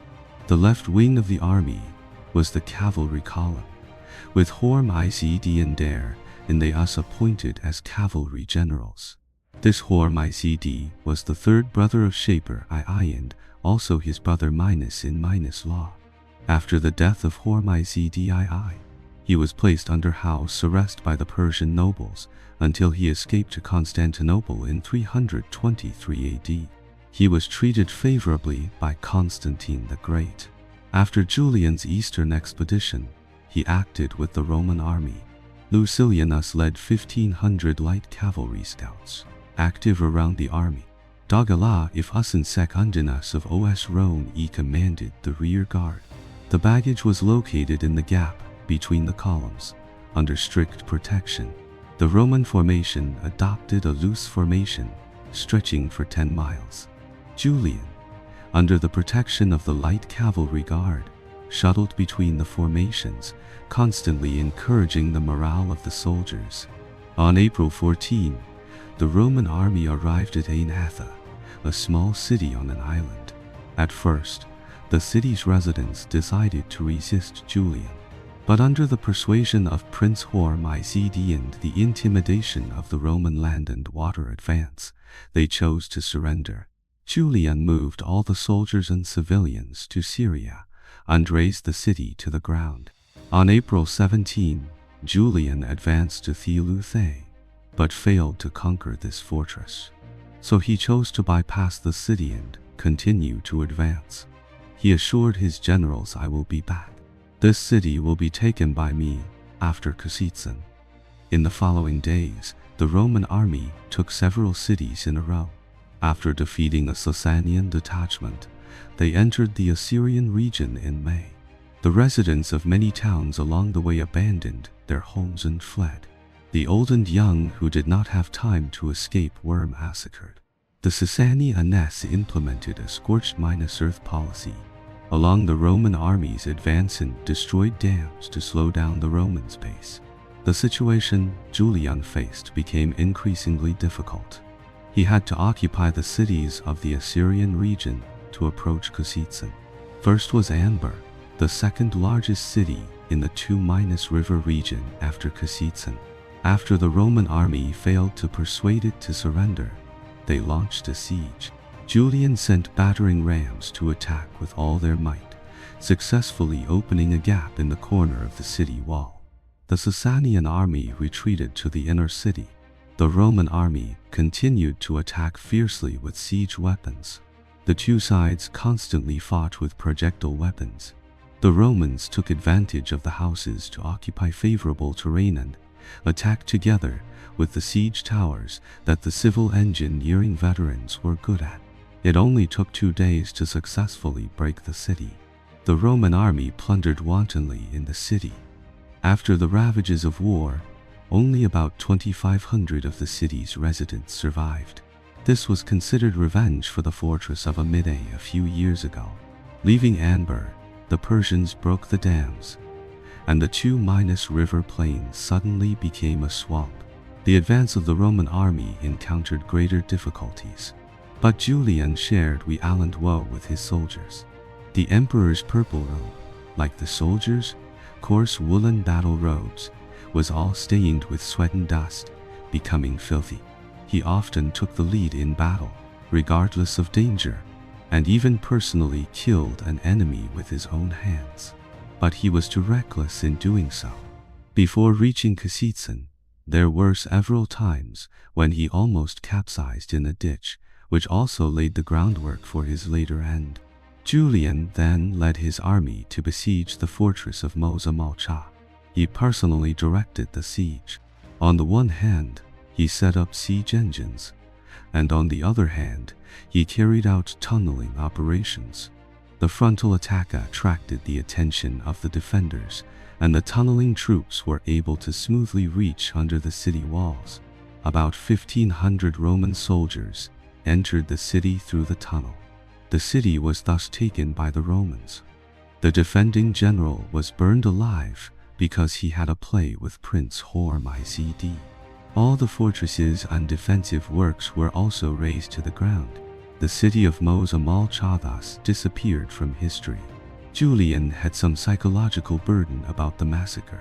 He kept muttering, "Now the sophists of Antioch will have something to wag their tongues about again.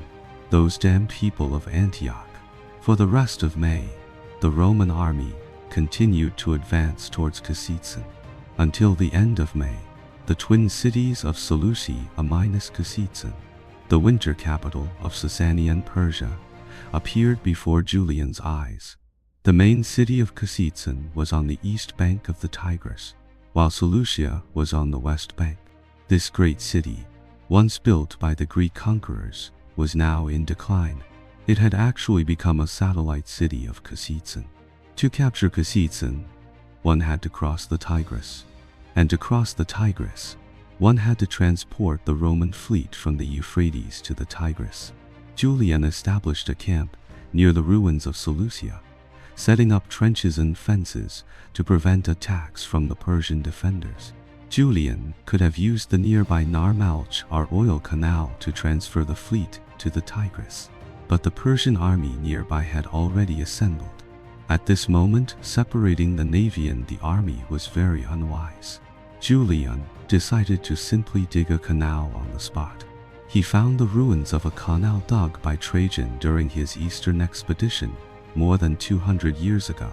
In fact, there was basically no sign of any canal here anymore.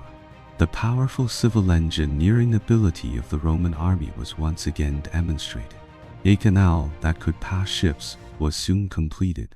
After simple preparations, on May 29, 363 AD, Julian led a large army to launch the Battle of the Tigris Crossing, also known as the Battle of Kazitsyn. The Persian army on the other side of the Tigris was in strict formation. Heavy cavalry, archers, and war elephants were all available. At this time, don't even think about building a bridge over the river. Julian decided to win by surprise. On the surface, he launched a parade, provoking the Persian defenders. The scene was so grand that it seemed as if they were on a tour of a famous historical site. But on the night of the 29th, Julian assembled a specially selected task force fleet and announced to his corps generals that he would personally lead the team to cross the Tigris. Although Julian's fighting style had been so reckless for so many years, the generals still advised Julian to be cautious. Julian said, "Conquest and security depend on attack. The strength of the enemy before us will not weaken. With a steady stream of reinforcements, their forces will only increase. If we wait any longer, the width of the river will not shrink, and the height of the riverbank will not decrease. There is no room for negotiation." Julian immediately gave the signal and boarded the boat with his soldiers.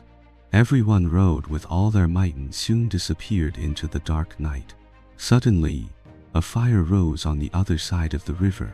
Julian had not asked the troops to give a signal after landing. This should be the Persian defenders setting fire to burn the Roman landing craft. But at this time, he could only make the best of a bad situation. He shouted to his soldiers, "Our brothers have landed. This fire is the signal they sent. Let's rush over and join the battle." The Roman assault team was immediately boosted in morale. They climbed the river bank under the attack of stones, javelins, and torches, and gradually stood firm. Julian led his personal guard into the battle. The two sides engaged in close combat. The Persian defenders gradually lost. The general Shurna abandoned his army and fled. The Roman army almost rushed directly into the city of Constantine.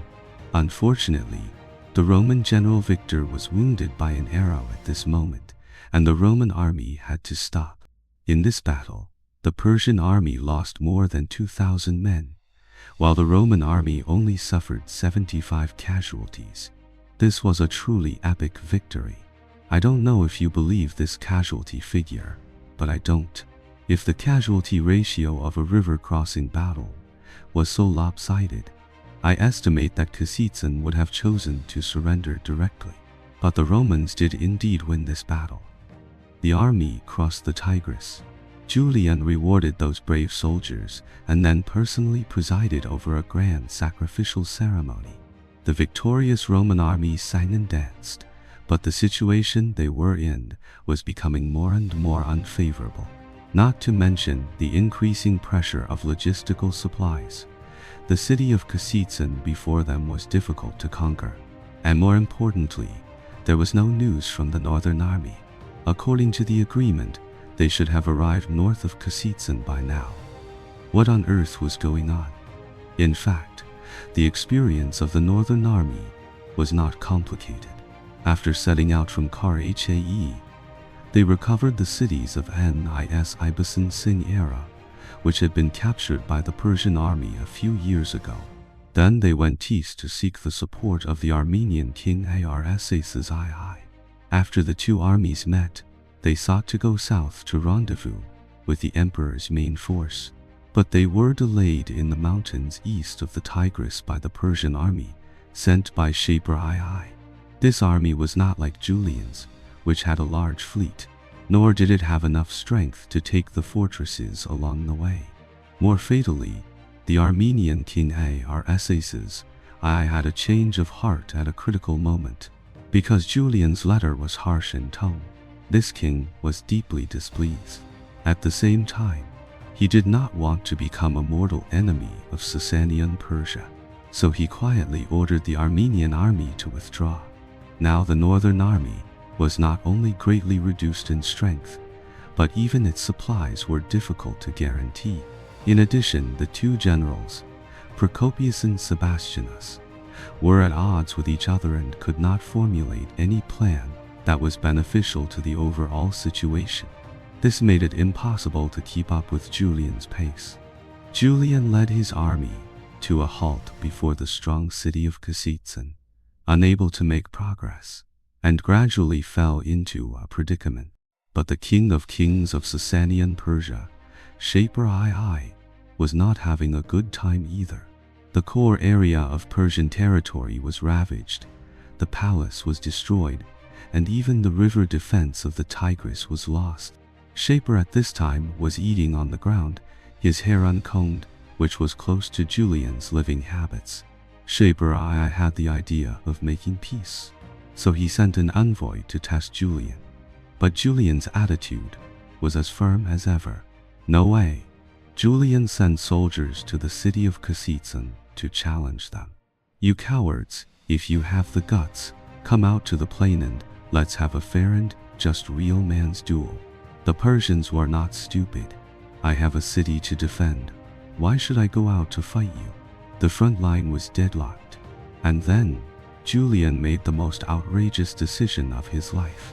He decided to burn almost all the ships, abandon the baggage, and advance light minus armed into the Persian interior to lure Shaper I into a decisive battle. Julian was probably really on his head. His previous operations in Strasbourg and Sirmium had already shown his reckless command style. But at this moment, the decision Julian made was like an old gambler going all minus in, trying to win with one bet. There are also records that say Julian was deceived by a group of Persian feigned surrenderers and made this decision.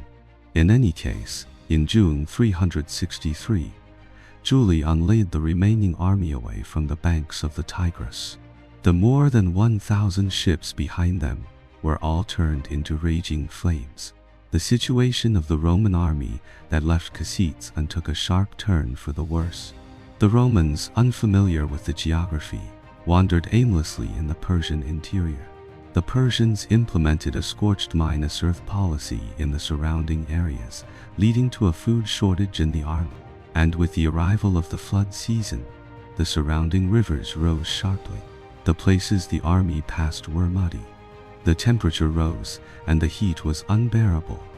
The swarms of mosquitoes and flies that blotted out the sun not only consumed the Romans' patience, but also quietly spread deadly plague.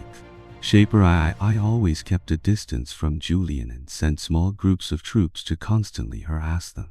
Although Julian insisted on going deep into the Persian heartland, not only were the soldiers under his command complaining, but even his generals could not carry out this order.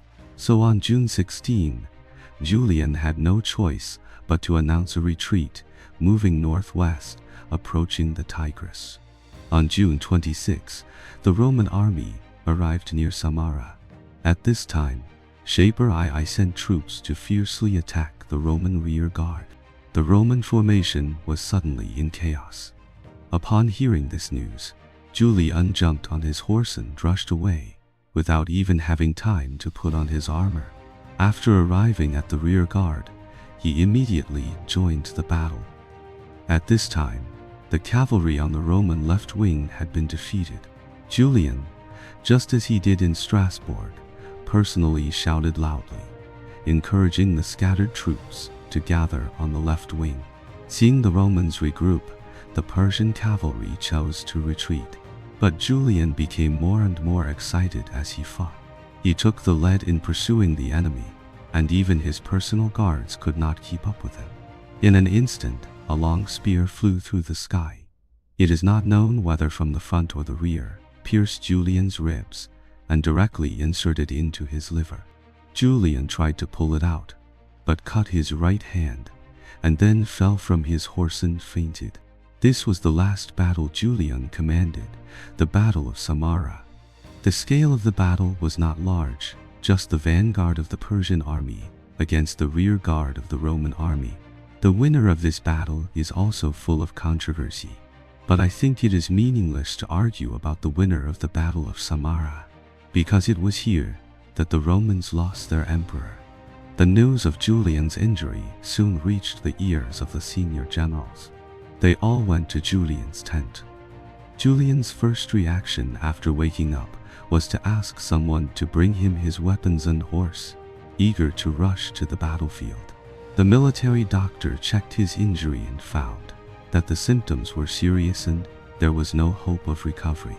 The dying emperor, facing the room full of his subordinates, slowly said his last words, "Friends, brothers, the time of parting is near. I have walked through my life with a cheerful heart. Philosophy has taught me that the soul transcends the body, and to be able to leave this noble shell is not pain, but joy. Religion has taught me that an early death is the reward for pious faith. I have persevered with virtue and fortitude. This is the grace given to me by the gods. Now I have suffered a fatal blow, and there will be no more danger of my reputation being tarnished. Since I have not committed any crime in my life, I have no regrets at this time. I am very happy that my private life has been clean, and I am very confident that the blessings given to me by the Supreme God have remained pure and clean in my hands. I hate the corruption, depravity, and disregard for human life of despotism. I believe that the purpose of government is to make the people happy. My actions can all follow the norms of prudence, justice, and stability, and entrust all things to fate. My advice is to aim for peace. For a long time, peace has been closely related to the interests of all people. But when the country calls me to take up arms in an emergency, I will devote myself to dangerous wars. I have long known such an end from divination. I am destined to fall by the sword. Now I offer my grateful heart to the immortal gods with reverent words and deeds. He did not let me lose my life in the cruel conspiracy of a tyrant, the assassination of a conspiracy, or a chronic illness. He let me bid farewell to this world in a glorious cause and a brilliant career. It's ridiculous that I still want to delay the blow of death. There are still many things I want to say, but my energy is failing, and I already feel that death is imminent. I have been very careful not to say anything that would affect your vote for the emperor. My choice may not be well considered, or not wise enough. If I cannot get the consent of the army, my recommendation will also endanger his life. I only, as a good citizen, express my hope and wish the Romans a wise monarch. Then, on June 26, 363 AD, the last emperor of the Constantine dynasty, the last polytheistic emperor of the Roman Empire, Flavius Claudius Julianus, passed away at the age of 30-3. There are many versions of Julian's last words. In addition to the version of Edward given above, the most classic is undoubtedly "You have conquered, Galilean." This last word with a strong religious color seems to indicate that Julian died at the hands of his own people, but there is no solid evidence.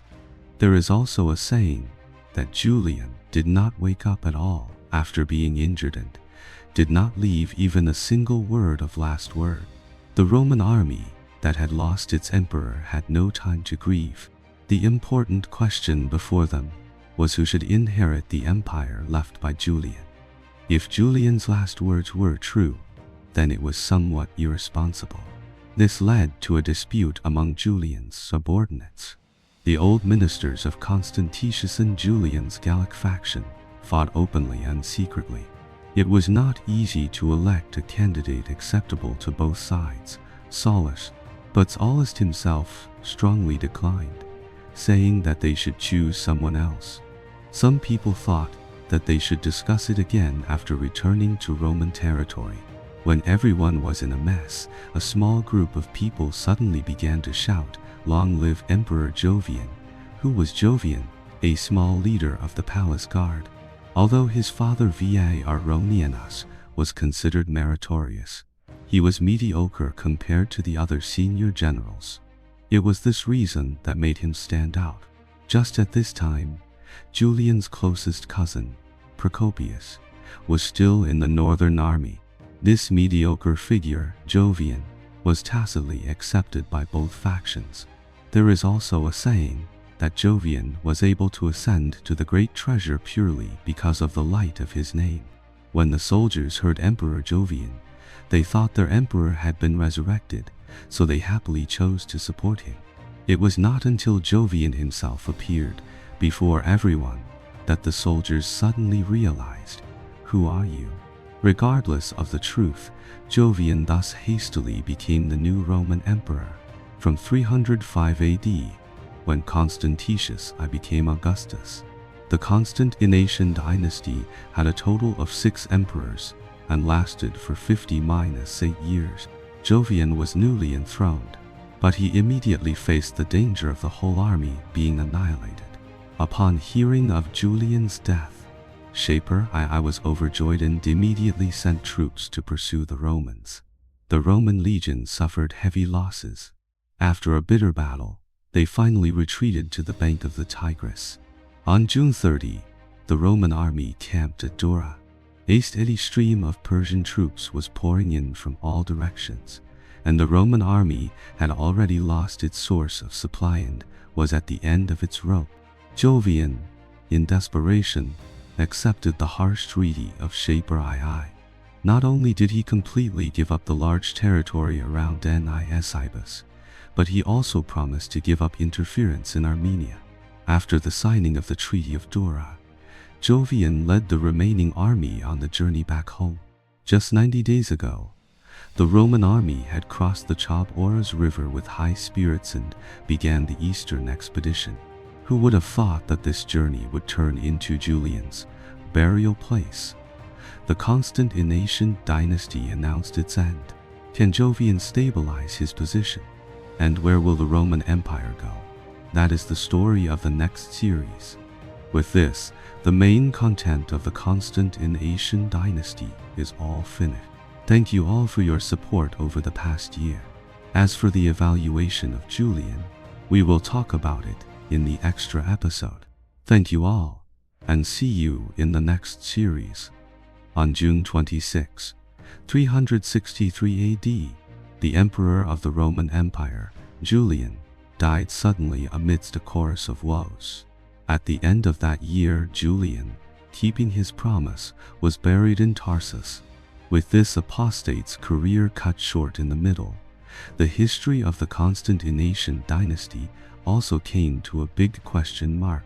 From being appointed Caesar in 356 AD to the Paris Mutiny in February 360 AD, until officially entering Constantinople in 361 AD, Julian was emperor for a full 7 years. If you are strict, the time he spent on the throne was even less than 2 years. But in contrast, Julian's role in the video's main plot is no less than that of Constantius II, who reigned for 20-3 years. What does this mean? The other two sons of Constantine the Great, Constantine II and Constans I, their roles combined are not as much as one episode of Julian's content. Why did this happen? This is because compared to other Roman emperors, Julian's life was too exciting and rich. In addition, with the works he left behind, Julian's character image is unique in the late Roman period. Of course, the rich materials have also brought many controversies to this historical figure. There are many versions of his last words alone. Some people criticize him as an incorrigible apostate. Some people praise him as an idealistic last Roman with a tragic heroism. What kind of person was Julian really? In this extra episode, we will talk about this issue. Julian died at the age of 30-3, and his official reign was only 1 year and 7 months. If you use one word to summarize his life, it is tragedy. His life was a tragedy from childhood. As the first member of the imperial family recorded in history to be born in Constantinople, he suffered a bloody purge within his family at the age of only 6. His father and eldest brother were brutally slaughtered. He and his brother lost their freedom together. This torture lasted for more than 10 years.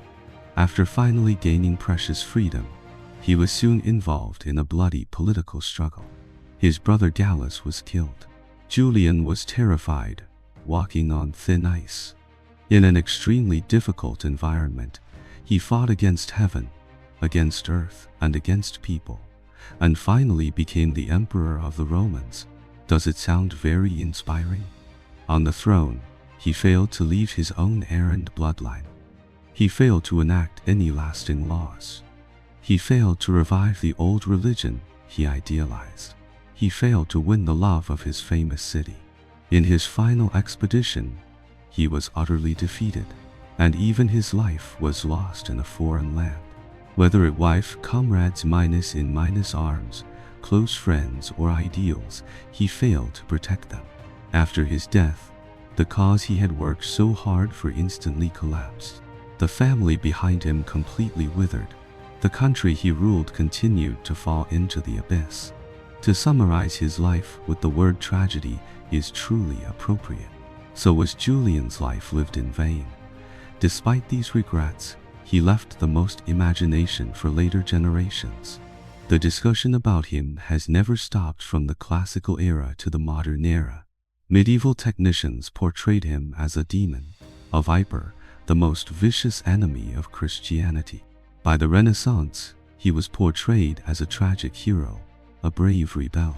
By the 18th century, he was used as an example of a philosopher king, an apostle of reason and enlightenment. And in the eyes of the Romantics, Julian was their favorite character and outsider, a rebel noble, brave and ultimately defeated. This is the image of a classic tragic hero. The Romantics also added a series of love stories to him, entrusting their own imagination of love to Julian. In short, Julian is a brick, moved wherever needed. Julian's image changes flexibly with the position of the evaluator.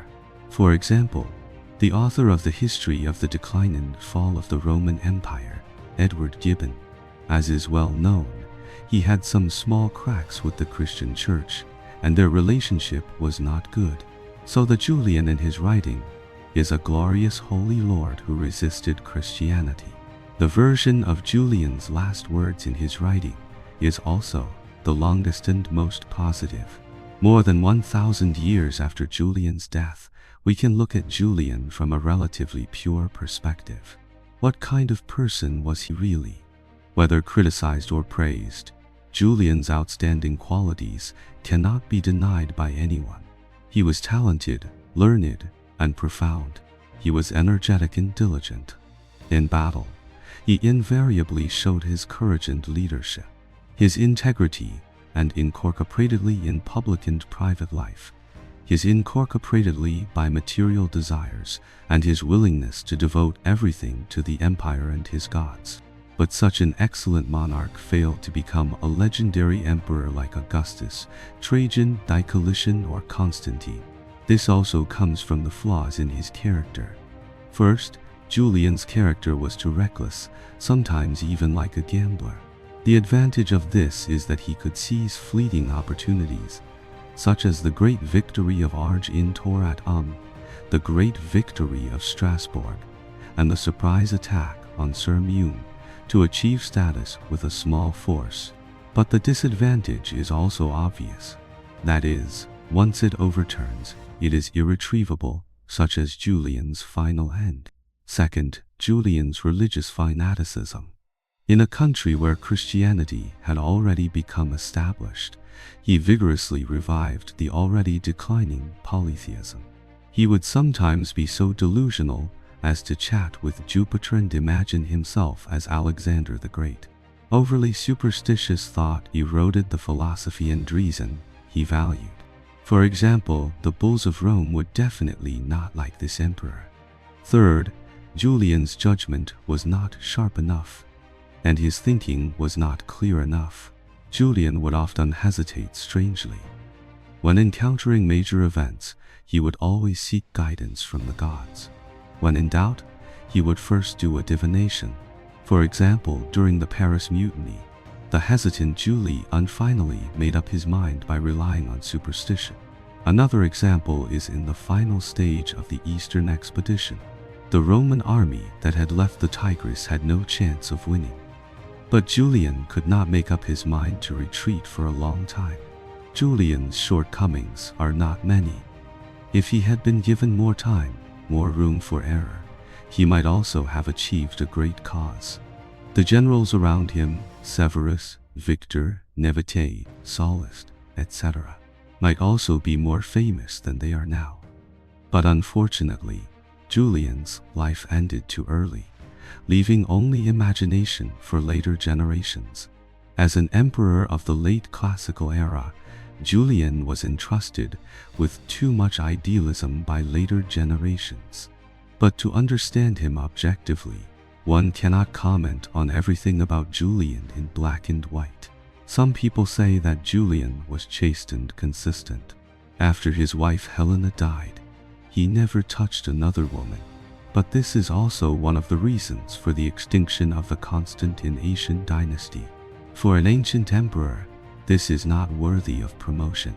Some people say that Julian loved his soldiers as his own children, shared their hardships, and was willing to openly confront Constantius II in order not to let the soldiers leave their homes.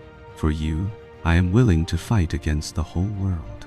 But if you think about it carefully, these Gallic soldiers, in the end, most likely died with Julian in a foreign land.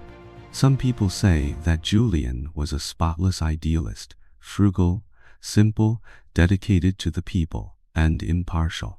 But the Chalcedon tribunal he set up also had a clear tendency. His huge expenses on religious sacrifices also increased the burden on the people. Some people say that Julian was a great polytheistic warrior, but the ideal of his father's ancient religion was simply impossible to achieve. In the end, he still had to learn from the organizational structure of Christianity. What I want to say with all of the above is that Julian, like other Roman emperors, was essentially a living person, and people will have various emotional changes and cannot be perfect.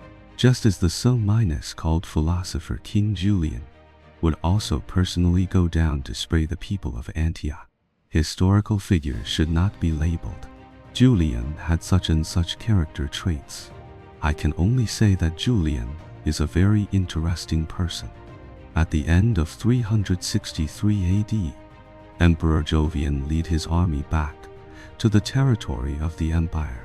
Julian's few surviving relatives, Procopius, also returned from the northern front. Upon hearing the bad news, he was heartbroken. After being dismissed from his military post, he slowly transported Julian's coffin from Nis Ibis to Tarsus. The polytheistic believers regarded him as a god, but the Christians were ecstatic, all cursing Julian's soul to never be reborn in hell, believing that Julian died at the hands of a brave Christian believer.